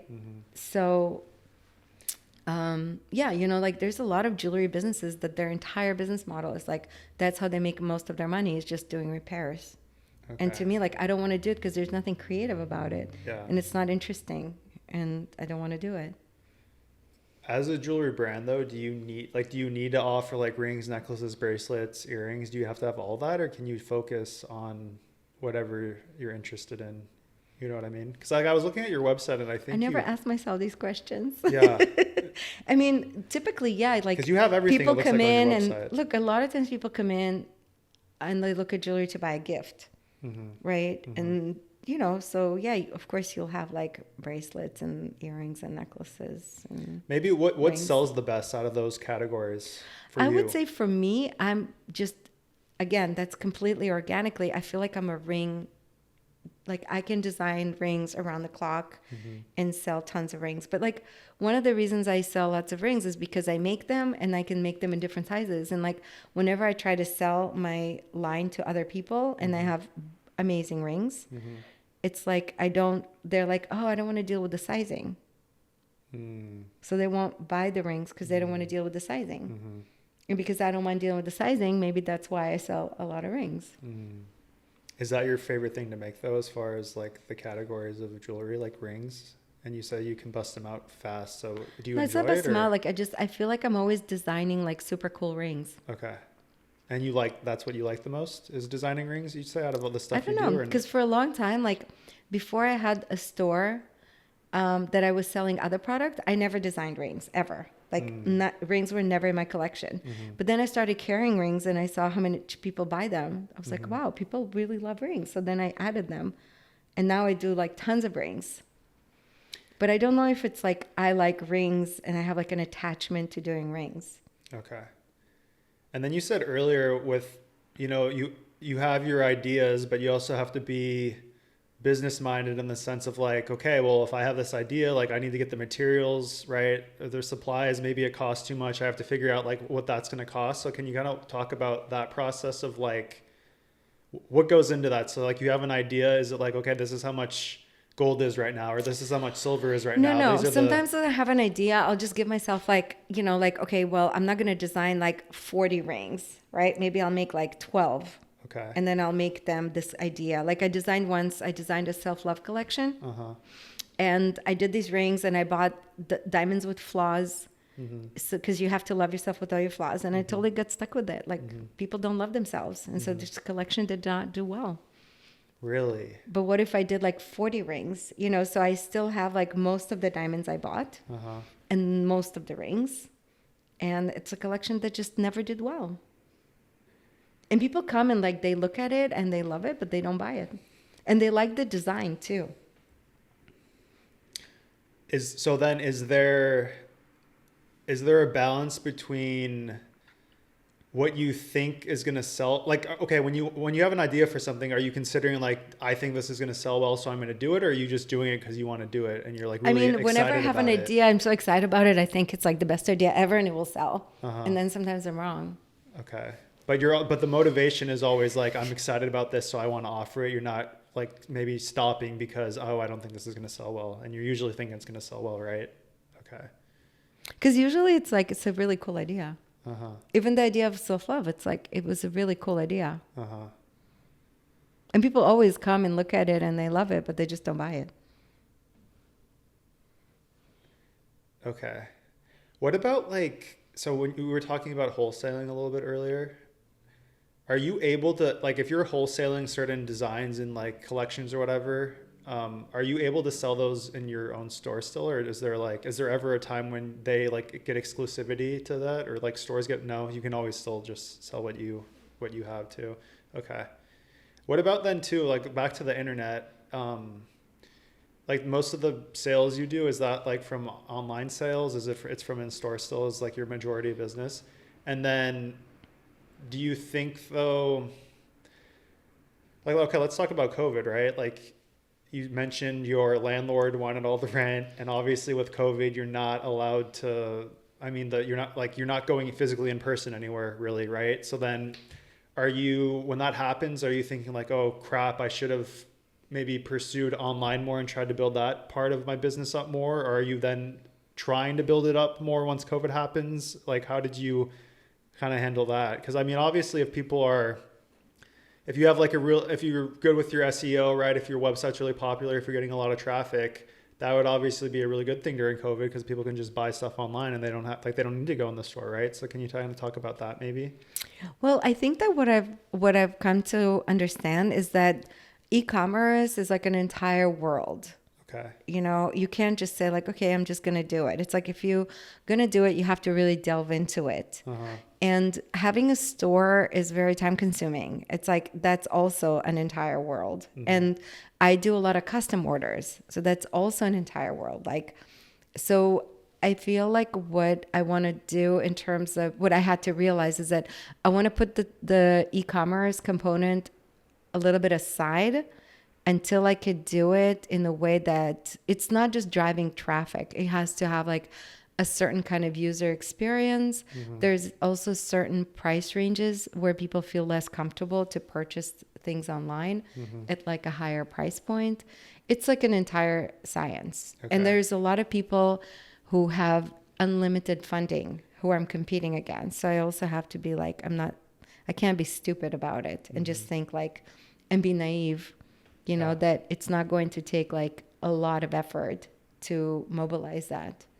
Is that something wanting to do in the future, or are you happy with kind of how you're running your business now? As No, far I as mean, of course, like it would make sense, to scale it. But what I'm doing right now is I'm basically working with, I'm trying to like work with a consultant to help Okay. create a business plan Okay. and probably get some sort of like either an investor slash partner who's very business minded, who thinks numbers only, has like zero interest in anything creative, to develop the e-commerce component of my brand.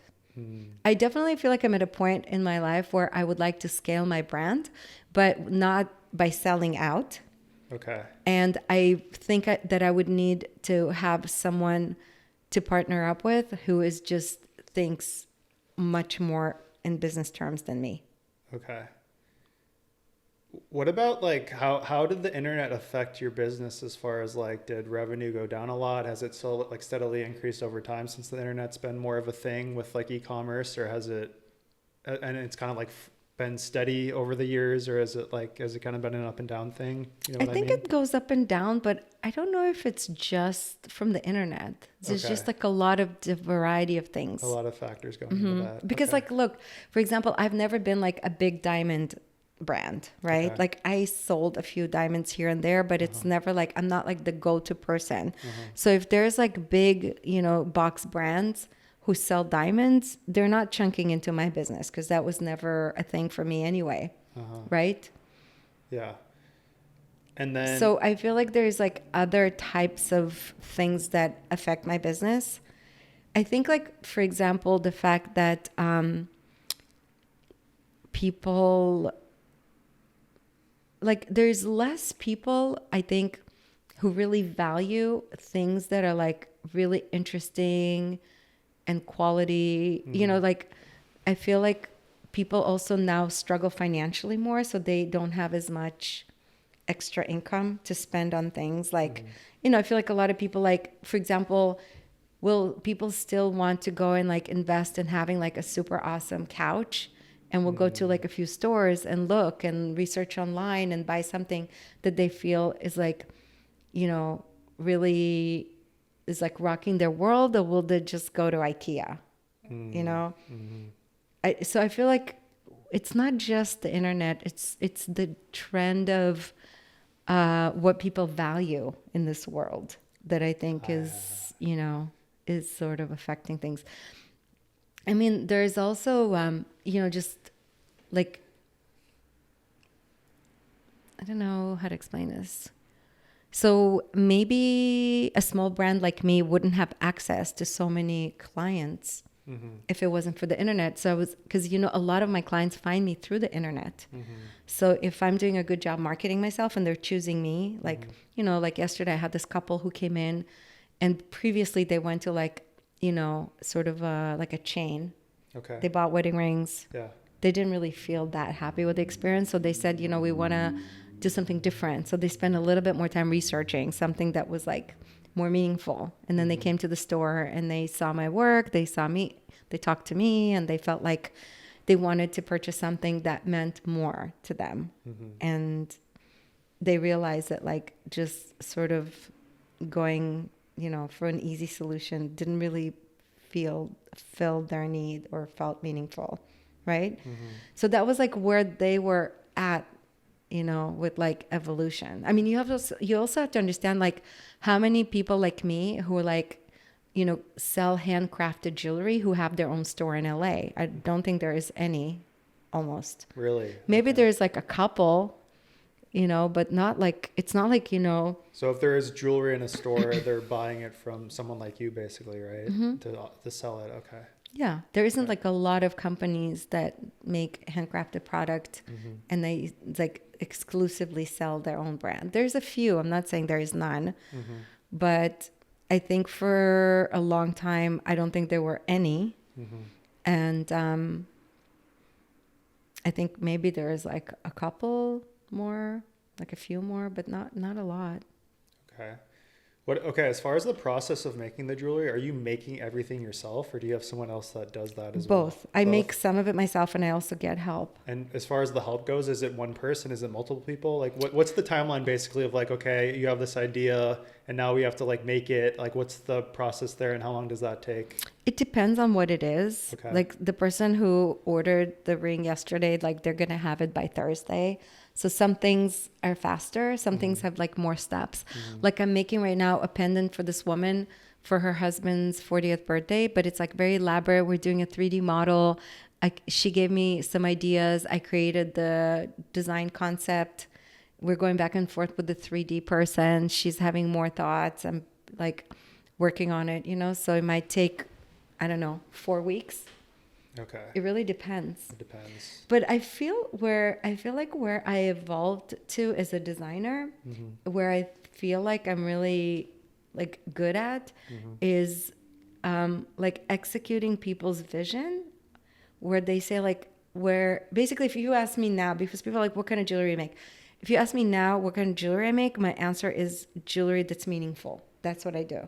It's not about like, is it shiny? Is it matted? Is it, you know, rustic, or is it, you know, glitzy? It's meaningful. You know, if somebody comes in and they want something glitzy and that's meaningful to them, then I'll make them something glitzy. But it's usually things that are like very sentimental and meaningful to them. And they'll tell me sort of like the things that are meaningful. And then I come up with a design that reflects those values or those meanings. Okay. And then are you, so like, let's say a wedding ring as an example, right? If someone comes in and they want a diamond wedding ring, are you, like, how does that work as far as finding, like, do you already have like a set of diamonds that you own? Or are you going out and buying it? Are you cutting it yourself? Like, how does that kind of work? I don't cut it myself. I work with a few dealers, and what I do is, well, before I used to have diamonds, right? And then I would sell it to people like on occasion. But because I like to work with people in the, like, excuse me, I offer people, like, I like to sort of have them explore like what's meaningful to them, what's interesting to them. And I realize I don't really like having stock of diamonds. I prefer to like get the client and then they say, okay, I want an oval diamond. And then I'll just go to my dealers and they'll be like, I want an oval diamond. My budget is like no more than 7,000. So then we talk, I tell them like, okay, so you can go a smaller diamond with, you know, higher rating, more white, or you can go bigger, a little bit, yes, less white, maybe some more flaws. What's important to you? And then I will go and get a variety, and then they can see it and like, oh, I see what you mean. And then it's like I educate them, and then they choose what's right for them. And if I just stock a bunch of stuff and I'm stuck, I'm like, what's the point? I'm like just capturing, like, I mean, I'm just taking up my cash flow with this product that who knows when it's going to be relevant to someone. And I rather people had that, you know, ebb and flow where, you know, like, because a lot of times when you go to a store and they have certain stock, they will try to convince you that what they have is what you should buy. And I don't like to do that. Yeah. It's more custom. Yeah. Just like I like to sell to people things after I've assessed with their, you know, collaboration, what's right for them. And then I can always produce it for them. I feel like one of the things that I'm also like really good at is I'm very efficient. Okay. So it's like if we can come up with something, like I had a client who came in and they wanted like a teal diamond, and like I knew where to get it, like out of state. I have like the best resource for a teal, not diamond, sorry, a teal sapphire, like in an entire country. I had this customer who came to me that they wanted like these jade earrings done for a movie, and I literally found the shade of the jade that they wanted out of state, had it shipped, had it faceted and cut at my stone cutter exactly how they wanted it, you know. And then like, because I already know how to, like, I have so many resources, and also if I don't have resources, I'm really good at finding resources.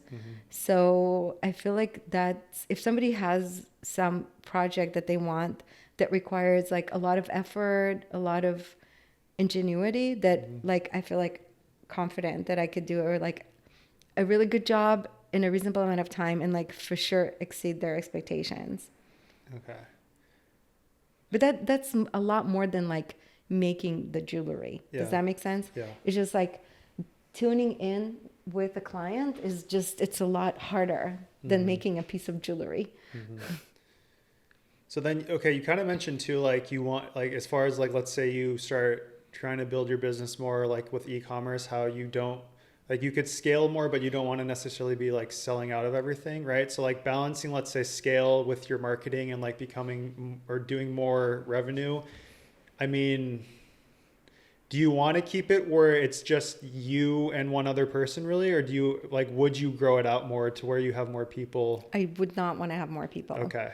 Because I used to have a lot more people. I used to employ like 10 people. One of the things I don't like is managing people, for sure. I don't like managing. So, but if like, let's say if I had a partner who is like, okay, like we're going to open 10 stores and I'll manage all the people. And then all you really have to do is design or like, you know, sit with the customers for the customer. And it's like the things I'm willing to do. And they're willing to do the things I'm not willing to do, then I would be open to it. Okay. But I wouldn't do things that are like, you know, that I find dreadful. Yeah. For money. Yeah. It's funny. I was talking to my daughter because like somebody was asking me something. I don't remember.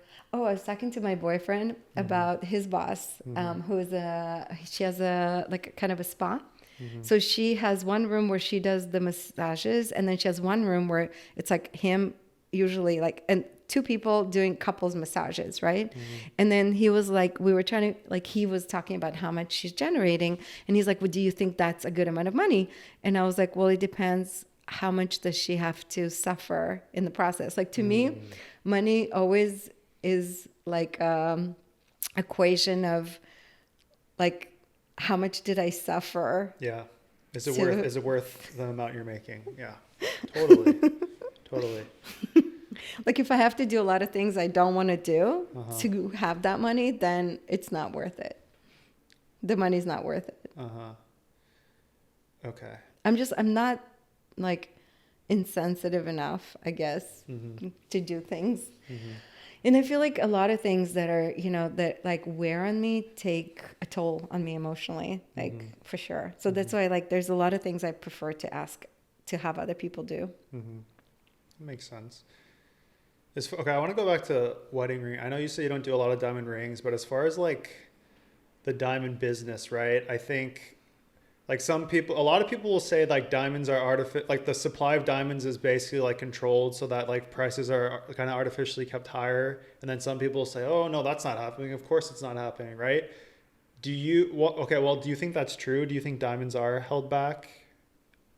Like the supply, I guess, is controlled to where they're keeping the prices higher? It used to be, but I mean, the diamond industry changed a lot now that they have lab grown diamonds. And I wanted to ask you about that too. So like it's this, and then that goes into the like, I don't know, because the lab grown is technically the same as an earth diamond, right? As far as like they're both diamonds, right? Technically. But to me, like personally, I don't really deal in lab grown diamonds. Okay. But if a client really wanted one, like I would honor their wishes and I would, you know, I would supply them what they ask for. But personally, I wouldn't want to purchase one for myself because what I think is like interesting about diamonds as well as other gemstones is that what is the most interesting part about them is that they grow in nature, that nature grows them. That's what makes it magic. Yeah. And that humans found them and they found ways to like facet them and make them sparkly. There's something magical about nature creating these interesting materials that then humans, you know, are fascinated with enough to create something with. I mean, the minute you make it fake, it's like, I don't know. It's kind of like, say, if you go and have like, you know, a lot of plastic surgery, right? And it's like, at some point you're like totally, everything is like fake, then what's the point? Like, what's the fascination? Why would you want it? Like, I mean, I've had clients who are like, you know, bought like a really big diamond that's lab grown, right? I guess they can get like more money. I mean, they have like more, like they get more bang for their buck. Yeah. But to me, like the bang is that it's like, you know, that it's like natural. If they were like artificially controlling the prices still though, doesn't it make more sense? I don't know. I'm just thinking of it, I guess, as like, from my perspective, it's like, cause I think about that, right? And I think it's actually really interesting, like with the lab grown becoming more of a thing now. Yeah, like how you were saying, it's an Oh, interesting so topic. by the way, I found out because when people give me when they give me family heirlooms that I reset, I encourage them to send it for grading and appraisal so then they can like insure it with their insurance company. Yeah. So I recently had a couple of diamonds and I saw the prices and I was like, they seem very low. So I asked my diamond dealer, like, did diamonds go down in price? And he said yes, because of lab grown diamonds. Now natural diamonds are also valued like their value Is decreased. decreased. Really? That's interesting. Yeah, it Okay. is interesting, right? But to be honest with you, I'm going to tell you the truth. All of those things, I don't find them that interesting. And I don't, Okay. my career is not around that. Yeah. My career is like, it's much more like the design. I would say that I'm like a design focused brand. And I try to design things that are interesting, that are meaningful to people. All of the things that are like, the commodity, the money, the, industry, whatever, like literally it's just like of no interest to me. I don't follow, like I don't educate myself on it. I don't care about those things. It is like, So as far as working, do you like other gems, like working with other gems then more so than diamonds? So like what's kind of your favorite I like things? diamonds. I mean, I used to kind of be very ambivalent about diamonds, but then what I got into, like when I did an environmental study program and I sort of got more into like recycled vintage diamonds, and I find like vintage diamonds are really pretty and they're interesting and they're also like, you don't mind them. So I really am like really into people resetting family heirloom diamonds. And it's kind of like, I realize, so like in that sense, I feel better about them. And obviously like the industry cleaned up its act a lot in terms of like blood diamonds. So I do think that diamonds are nice. I'm not against diamonds, but I do find like colored gemstones, personally more appealing in terms of like color, but it's just like, I'm a color person. I like colors. Like my favorite gemstones will have a lot of color. Like you'll see, what I'm wearing has color in it. Yeah. But then like they're accented with recycled diamonds. Okay. So. Yeah. What's the difference between like a recycled diamond and like a diamond It's you buy like previously owned. Basically, That's like all it is. say It's just previously owned. it's Okay. previously owned. Okay. Okay. So instead of buying new diamond, you like buy a diamond that was repurposed from like another piece of jewelry. I know you don't really follow the trends, right? But I don't know. To me, it would seem like gems would be less popular than maybe years ago, just because it doesn't like with our culture and how things are. I don't know. Do you know anything about that? Is it mostly just diamonds is like the popular thing, and then like gems like sapphires or whatever other thing, is that like not as popular, or is it like a very niche thing with gems? I really think it just depends for whom. Like the thing is that diamonds or gems, the average person doesn't know anything about these things, right? So it's hard to be like, consuming or purchasing or investing in something that you really don't know anything about, right? Some people who like love jewelry and they collect jewelry and they're collectors and they know things, but that's a minority of people. Most people buy jewelry to commemorate like special occasions or to buy gifts. Okay. So it's not like that complicated, they're not gonna like, not a lot of people are gonna like, who are not in the business are going to spend like a ton of time investigating jewelry. Like think about it, so many people will come and buy jewelry for people as gifts while they know nothing about jewelry and will not give jewelry a second thought or investigate anything about it. Yeah. What about as far as like your branding? Did you brand yourself with like your name? Because I think your website is your name and your store is your name, right? So is it because you're a designer is why you branded yourself with your name, or is that? Yeah, I mean, I like, never was there any thought thought of any there? other. There was no thought there. I never really? could come up with any name Okay. for my brand. Would you have though if you had something, or like is there? Maybe I'm not against it. I just Okay. like never thought of anything. But do you think it's important if you are like, let's say you are the designer, is it Yeah. important to brand yourself with your name as opposed to like whatever you come up with? Because like a lot of people, I'd imagine they might have like a jewelry brand, but they're not necessarily designing it. They might just be the face of it and like on social media, and then they'll have a name for it. But so do you think it's important as a designer with branding, or you don't really ever think about stuff like that? No. Probably is good, honestly. You didn't think about it. I feel I like really that. should. I think like now that I'm 53 and I've had my business, I'm nearing 40 years. I Okay. really should like start reading some books.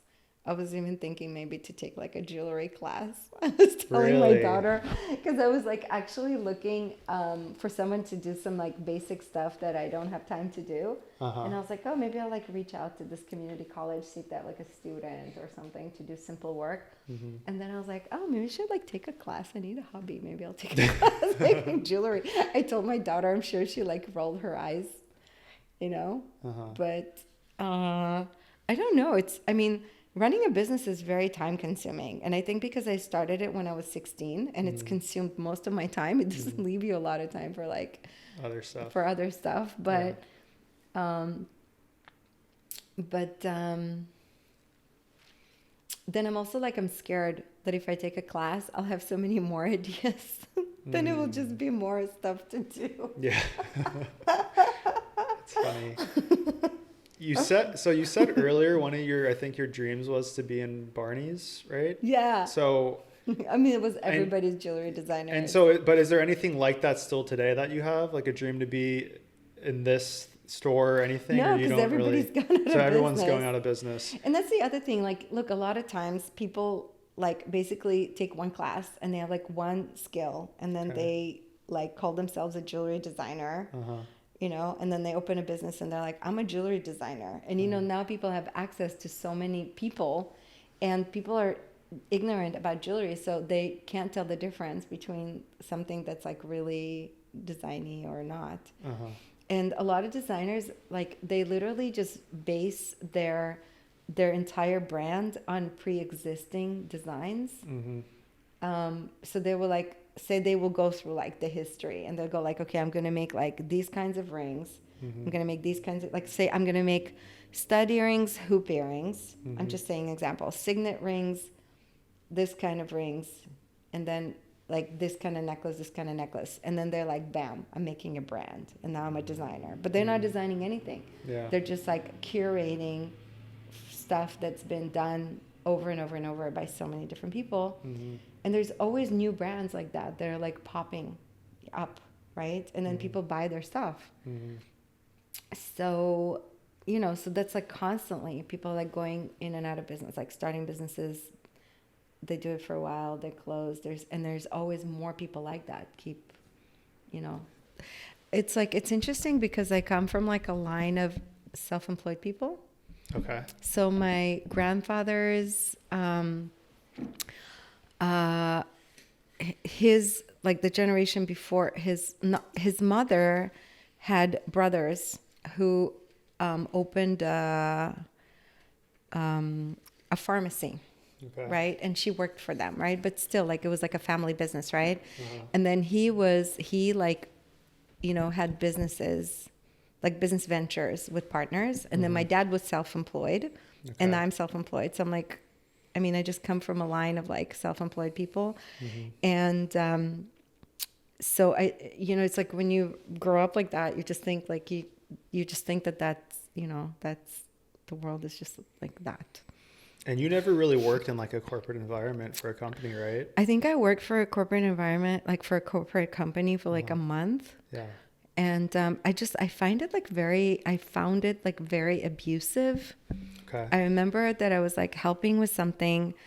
And this woman was like rushing me until I spilled hot glue gun like all over my fingers. Ooh. And then I felt like she was just always felt like she was like always pressuring and like, you know, just like it wasn't like a positive environment. Okay. But I mean, but maybe if I worked for more different big corporations, like maybe that was, you know, unusual. It doesn't sound though, honestly, like as we've talked, it doesn't sound like you could be in a corporate environment unless you're like the CEO or something, right? Or high up. It doesn't seem like you could really. So that right? was really funny that you said that because when I you know, when I was living in Israel recently, right? And I was working in real estate and I worked for this company. It was a small company, but I literally did feel like I was managing my manager. Like every time we would have meetings, I would just tell him what I think he should be doing better. And then I finally quit because he was just not he was like not like he was a very toxic person. So I just ended up quitting. But I ended up like feeling like, oh, I want to like explore options. Like, what else can I do? Because I was already managing my business from afar, right? So, and that was going like not bad, you know?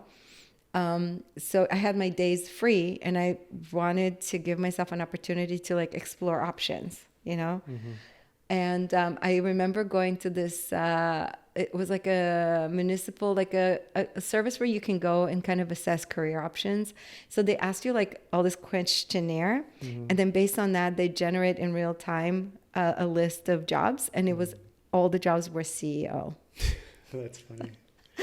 I definitely do feel like I have like the mindset of a CEO, because I think a CEO like is somebody who is like strategic about everything, and then they see all the different parts that need to come together, right? Isn't that what a CEO is? I keep thinking of as we've been talking. I keep thinking that I like if I was to say like this is who she's like is Steve Jobs. I keep thinking that. Has anyone ever told you that or no? Way big. I don't mean like I don't know anything about him, and the mentality is. I mean, it sounds very like he was the designer, right? So he was very like into design. And he was very like, it needs to be this way, right? And like, I have a vision and we're going to do my vision, right? That kind of sounds like how you are, right? I mean, like you said, you don't really know much about him, but that's what I keep thinking. Maybe people listening or watching will think the same I mean, I never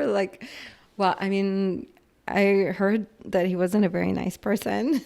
No, I don't even mean like that. I just, like I said, it's like he's like the design was like he was and like art, right? It's like that's what he was, and he wasn't necessarily about the business, and like the design came first, and he was really obsessed with that. So yeah, okay. So let's say though, I know you made the joke like, oh, don't do jewelry, but let's say someone is really adamant about starting their own jewelry brand. What advice would you have, let's say, in like today's age with the social media being such a big thing? Like, is there anything you would say? I mean, I feel like if somebody's interested in having a jewelry business, I would encourage them to like first do a lot of research of what it would take to be successful at it, right? Because the one thing that I think is like something to take into account, that there's a lot of competition. So basically, think about it this way. Every single day, there's way more things being made than people want to purchase, right? Okay. So there's like every single day in jewelry, there's like a negative, inventory. Like, do you know what I'm saying? The opposite of what people want. So there's like way more supply than demand. And so the question is, what's going to be your strategy to stay in business? Like for me, I mean, it was very intuitive, and I started when I was a kid, literally. Yeah. Like, and I just, I do the next thing and I do the next thing, but also like, and I'm not saying this to be arrogant, but like, I know that I'm talented. Like, I'm very talented in jewelry. Like, say if I had the very expensive education to go with my talent, I probably would have a much more successful career.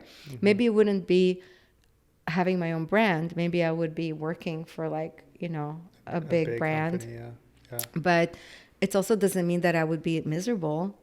But I've seen so many brands come and like take off that their work is so unimpressive. So just keep in mind, it takes so much more than just creating a good product. And there's tons of competition. And the question is, if you're not putting yourself on a road to success, then you're putting yourself on a road to failure. And that's not really fun for anyone. So I would say like before you do it, just do a lot of research if that's really what you want to do. I mean, I know people who open businesses that they have almost like no competition, and they thrive just because they don't have a lot of competition. Yeah. Right. And if your goal is, to thrive financially, then you have to figure out like, how are you going to propel yourself to the top of this industry, which is probably one of the highest, the most competitive industries. Do you think it's at this point, is it required that you have a niche? Like you can't be general. You should focus on doing one thing. Do you think? Is that like I don't know because I don't think I do that. I don't think I niche like too much. I mean, I think I excel at custom orders but it's also because I take on projects that literally like some of the people I use as vendors, they're like, why are you even taking on these projects? And I'm like, well, probably because everybody else just couldn't handle it.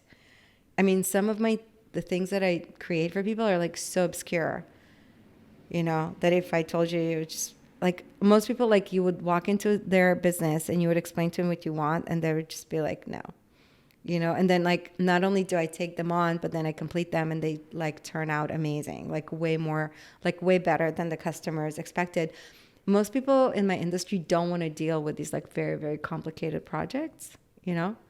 So that's maybe a better way to go about it is being like custom, like your business is more but custom you can't type just stuff. do If it you're- and you really yeah. have to have what it takes. That's Yeah. what I'm saying. Like I would say, like if you want to get into the jewelry industry, just first assess yourself correctly to see like if you have what it takes and what are your goals and like what is your plan to achieve these goals, and like are you doing something that the world absolutely has to have.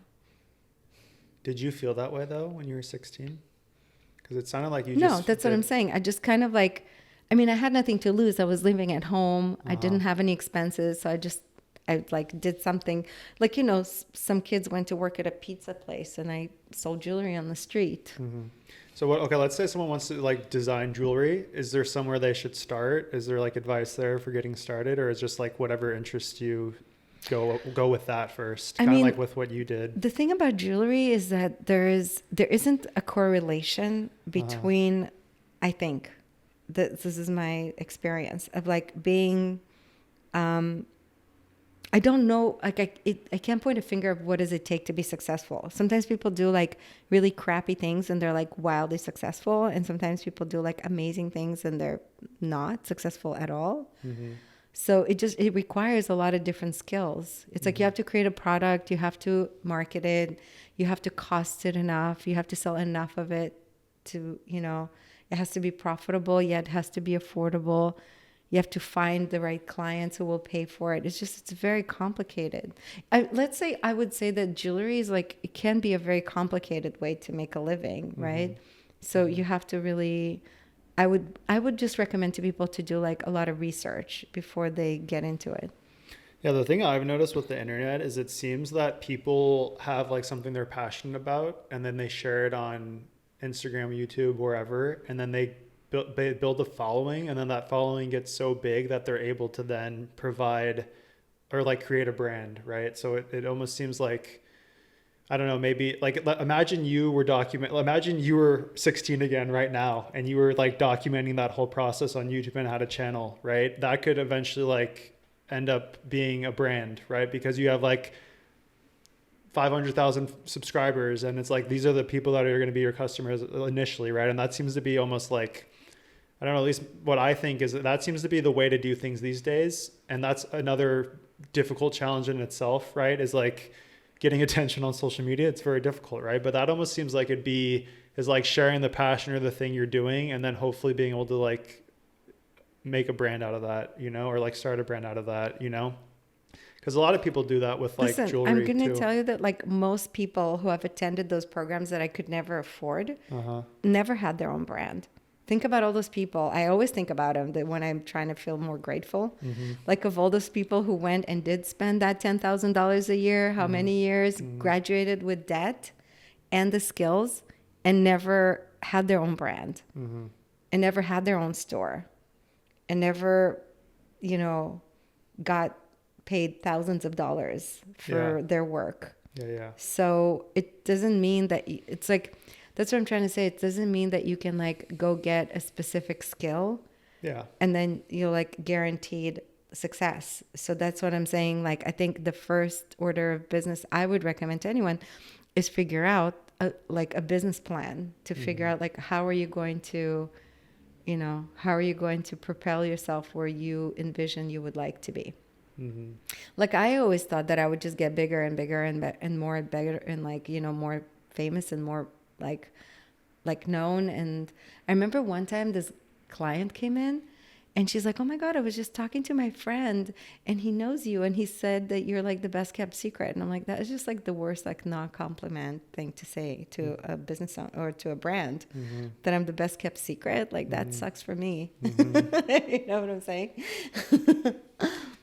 Do you want to be bigger though? Because like talking back to scale, right? No, because like when I was bigger, I really hated it. So that's one of the things. Like I could be bigger, but then I don't want to be bigger. That's why I was thinking like, okay, for me, like right now is I actually want to, I think what I want to do is I want to have more sales, but not be bigger. Do you mean bigger as in like bigger on social media? Or No, like I don't want to have like a bigger operation. I see. Okay. Like I prefer being a smaller operation, but I could probably handle 10 times as much business with the same amount of operation. Really? Okay. Okay. Because I'm very efficient. I've gotten very efficient in what I do. So would you do everything you've done all over again as far as like the jewelry business? Like if you were starting again today, are you doing it again? Because you have that desire to like see how the way what you're doing makes people feel, and like seeing that, is that I the think driving? it's like a really good question, but you know, like when I moved here, I was 16, right? I moved from Israel, and I always felt like my dad uprooted us, and I wish I would have never came here, and I always wanted to go back and be there, and I thought that I would always have that life that I was meant to have there. But then I went and I spent 2 years there, and I had the reality of what life is there like, and I realized like, wow, I don't know if that would have been that better life that I always imagined. So I think it's a little tricky for me at this point in my life to think that there's like other things, you know, those other realities, because you know all the movies that are made about it just make you feel like that your reality that you have now is probably not like the other realities you think you missed out on are not better. But I do feel like, you know, with that in mind, I do kind of feel like maybe I would have liked to have gone the route of product design instead of jewelry. Okay. Because I do feel like my component of innovation is so strong in me. Like even in jewelry, like what drives me is that innovation, creating things that are different, like sometimes making up my own techniques that I've never seen anywhere, right? So I feel like if I would have applied that to products, like maybe I would have invented like awesome products that would have like changed the experience for humankind. So I feel like maybe I had more potential than the jewelry industry allows. Because, you know, ultimately jewelry isn't something that's an essential, right? Yeah. It's more of like, you know, like a luxury, and it's a fun thing. But if I could utilize my capabilities for something that might have maybe been essential, that I feel like maybe I would have been able to contribute more like quality to the human race. Okay. Sometimes I think that. So like if let's say your daughter comes, she just graduated college, right? Or Yeah, around recently, that, right? So she's like a pretty year like in ago. her early 20s, right? So if she came to you and was like, Mom, I really want to start my own jewelry brand, like the advice is probably don't do it, or like what are you gonna? Well, I mean, my daughter doesn't need to start her own jewelry brand. It's like at some point she'll probably, if she chooses to, she will probably join my brand. Yeah. Okay. But like, let's say she wanted to do her own thing. Basically, because like I said earlier, you were saying, Look, you made the there's joke, a like you lot shouldn't of things. pursue it. I just think that there's a lot of things involved in the jewelry industry that are very frustrating and challenging. Okay. Okay. And I'm sure it's true in other industries, which I'm not part of. So there's I don't tell you, but pain points and everything, right? Exactly. Yeah. All right. So last question, and I have to ask everyone this: what's your advice? What would be like your one piece of advice, I guess, to like your younger self, maybe your 16-year-old self, right when you're starting this jewelry journey? Like, what's the advice after all the, you know, almost 40 years now of having a business? Like, what's your advice there for that 16-year-old? Do you have anything? I think that I would like to have gone, like, definitely, like, did more like high education. Okay. For jewelry or no? Just in general. In general. Okay. That's interesting, actually. Even Because today, let's say if you were because I growing feel up like today. one of the things that is my frustration in jewelry is that it doesn't require a ton of intellectual capacity. Okay. And so I feel like it attracts a lot of people who lack intellectual capacity. And that's one of the things that has been really challenging as a career path.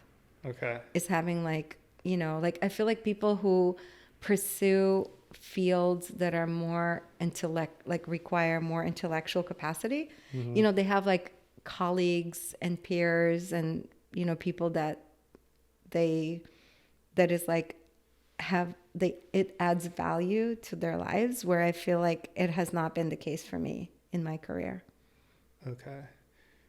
What about though, let's say if you didn't really know what you wanted to do with your life, do you think it's still, you like would have wanted to go and got higher education? Or do you think that's like, basically what I'm asking now, like, especially with how expensive college is getting today, like the more expensive it's getting, right? It's very different than when you were growing up. I'm sure it's still expensive, right? But like even now today, it's crazy.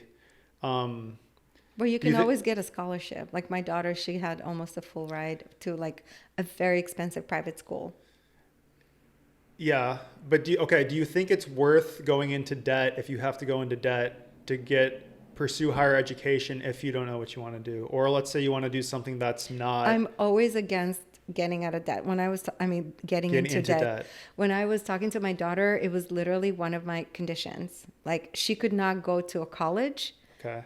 That at the end of the college, she'd be in debt. She would be in debt. It was like a deal breaker for me. Okay. So you would say if debt, no college, unless you probably know what you want to do. It's not even that. There is ways to go through college without debt.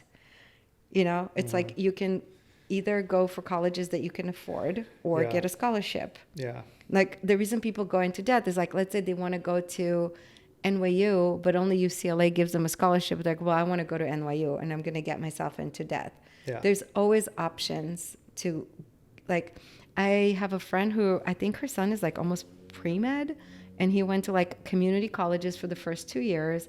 Then he transferred to UCLA. He stayed at home. That's the way to do it. Huh? That's smart. That's the way to do it. Like community college and then like a state school and then live. Yeah. No, my daughter did not want to do that because she wanted to be like Miss Fancy Pants, like fancy schmancy pants, whatever. So she got a scholarship to like a private fancy school, But if she would have not gotten scholarship, I told her like flat out that I am not willing to pay like $250,000 in debt for a first degree. Like it's just, I'm not going to do it because I don't believe in it. I don't think it's healthy unless you have the money. Of course, if you come from a wealthy family and you can afford to do it, that's fine. But I feel like education in itself doesn't really solve anything for somebody's life. Like anything whatsoever. I'm just saying for me personally, I feel like like I said, I think like, for example, if I studied product design and I would have, maybe had more options in terms of like how to utilize my capabilities, then I think I would have preferred to do that than to just kind of like do what I did. Okay. I also like didn't spend enough time like working for other people and learning from other people's mistakes, or maybe I had like negative experiences when I was very young working for other people, so I kind of like really avoided it because I thought that like other people just will like take advantage of you and basically put a glass ceiling. I felt like the people I used to work for were like lazier than me, and then I felt like I didn't want to have like my bosses be like my glass ceiling. Yeah. Create a glass ceiling for me. Yeah. That makes a lot of sense. Okay. What about, so if someone wants to get in contact with you, is it best to go through your website? Do you want them to like go on your Instagram? Like what's the best way? Or definitely not Instagram. Not Instagram? Okay. Yeah. I mean, I have a website and I mean, we have a store. It's like if they Google my name, it's like Liza Shtromberg Jewelry. Okay. There's my Google page for the store. With my phone number. Okay, cool. And then like the address and everything of the physical store is on the website. Okay, so the website would be good. Do you like last question, I was just curious, do you like the whole social media era? And like, are you probably, no? I mean, personally, I think it's like super toxic in general. I know that I feel like ever since people have gotten too much screen time, it's just obviously like degenerates their brain totally. And I mean, it's like I'm definitely one of those, that movie The Big Dilemma. I feel like I've heard of it, but I haven't seen it. Yeah, it's basically like talks about the the damage of social media and how it releases certain like dopamine and trains the brain to be addicted to it. And it's just like another, every generation, it's like their its own form of how big companies, like create addiction on the side of the individual for the purpose of consumption. So to me, it's like no different. Okay. So your website, and then go visit your store. You have one store, because I know you said you had two at one point. Is it just the one store? It's the one store in Los Feliz, right? Okay. Cool. That's it. Thank you. Appreciate it. Thank you.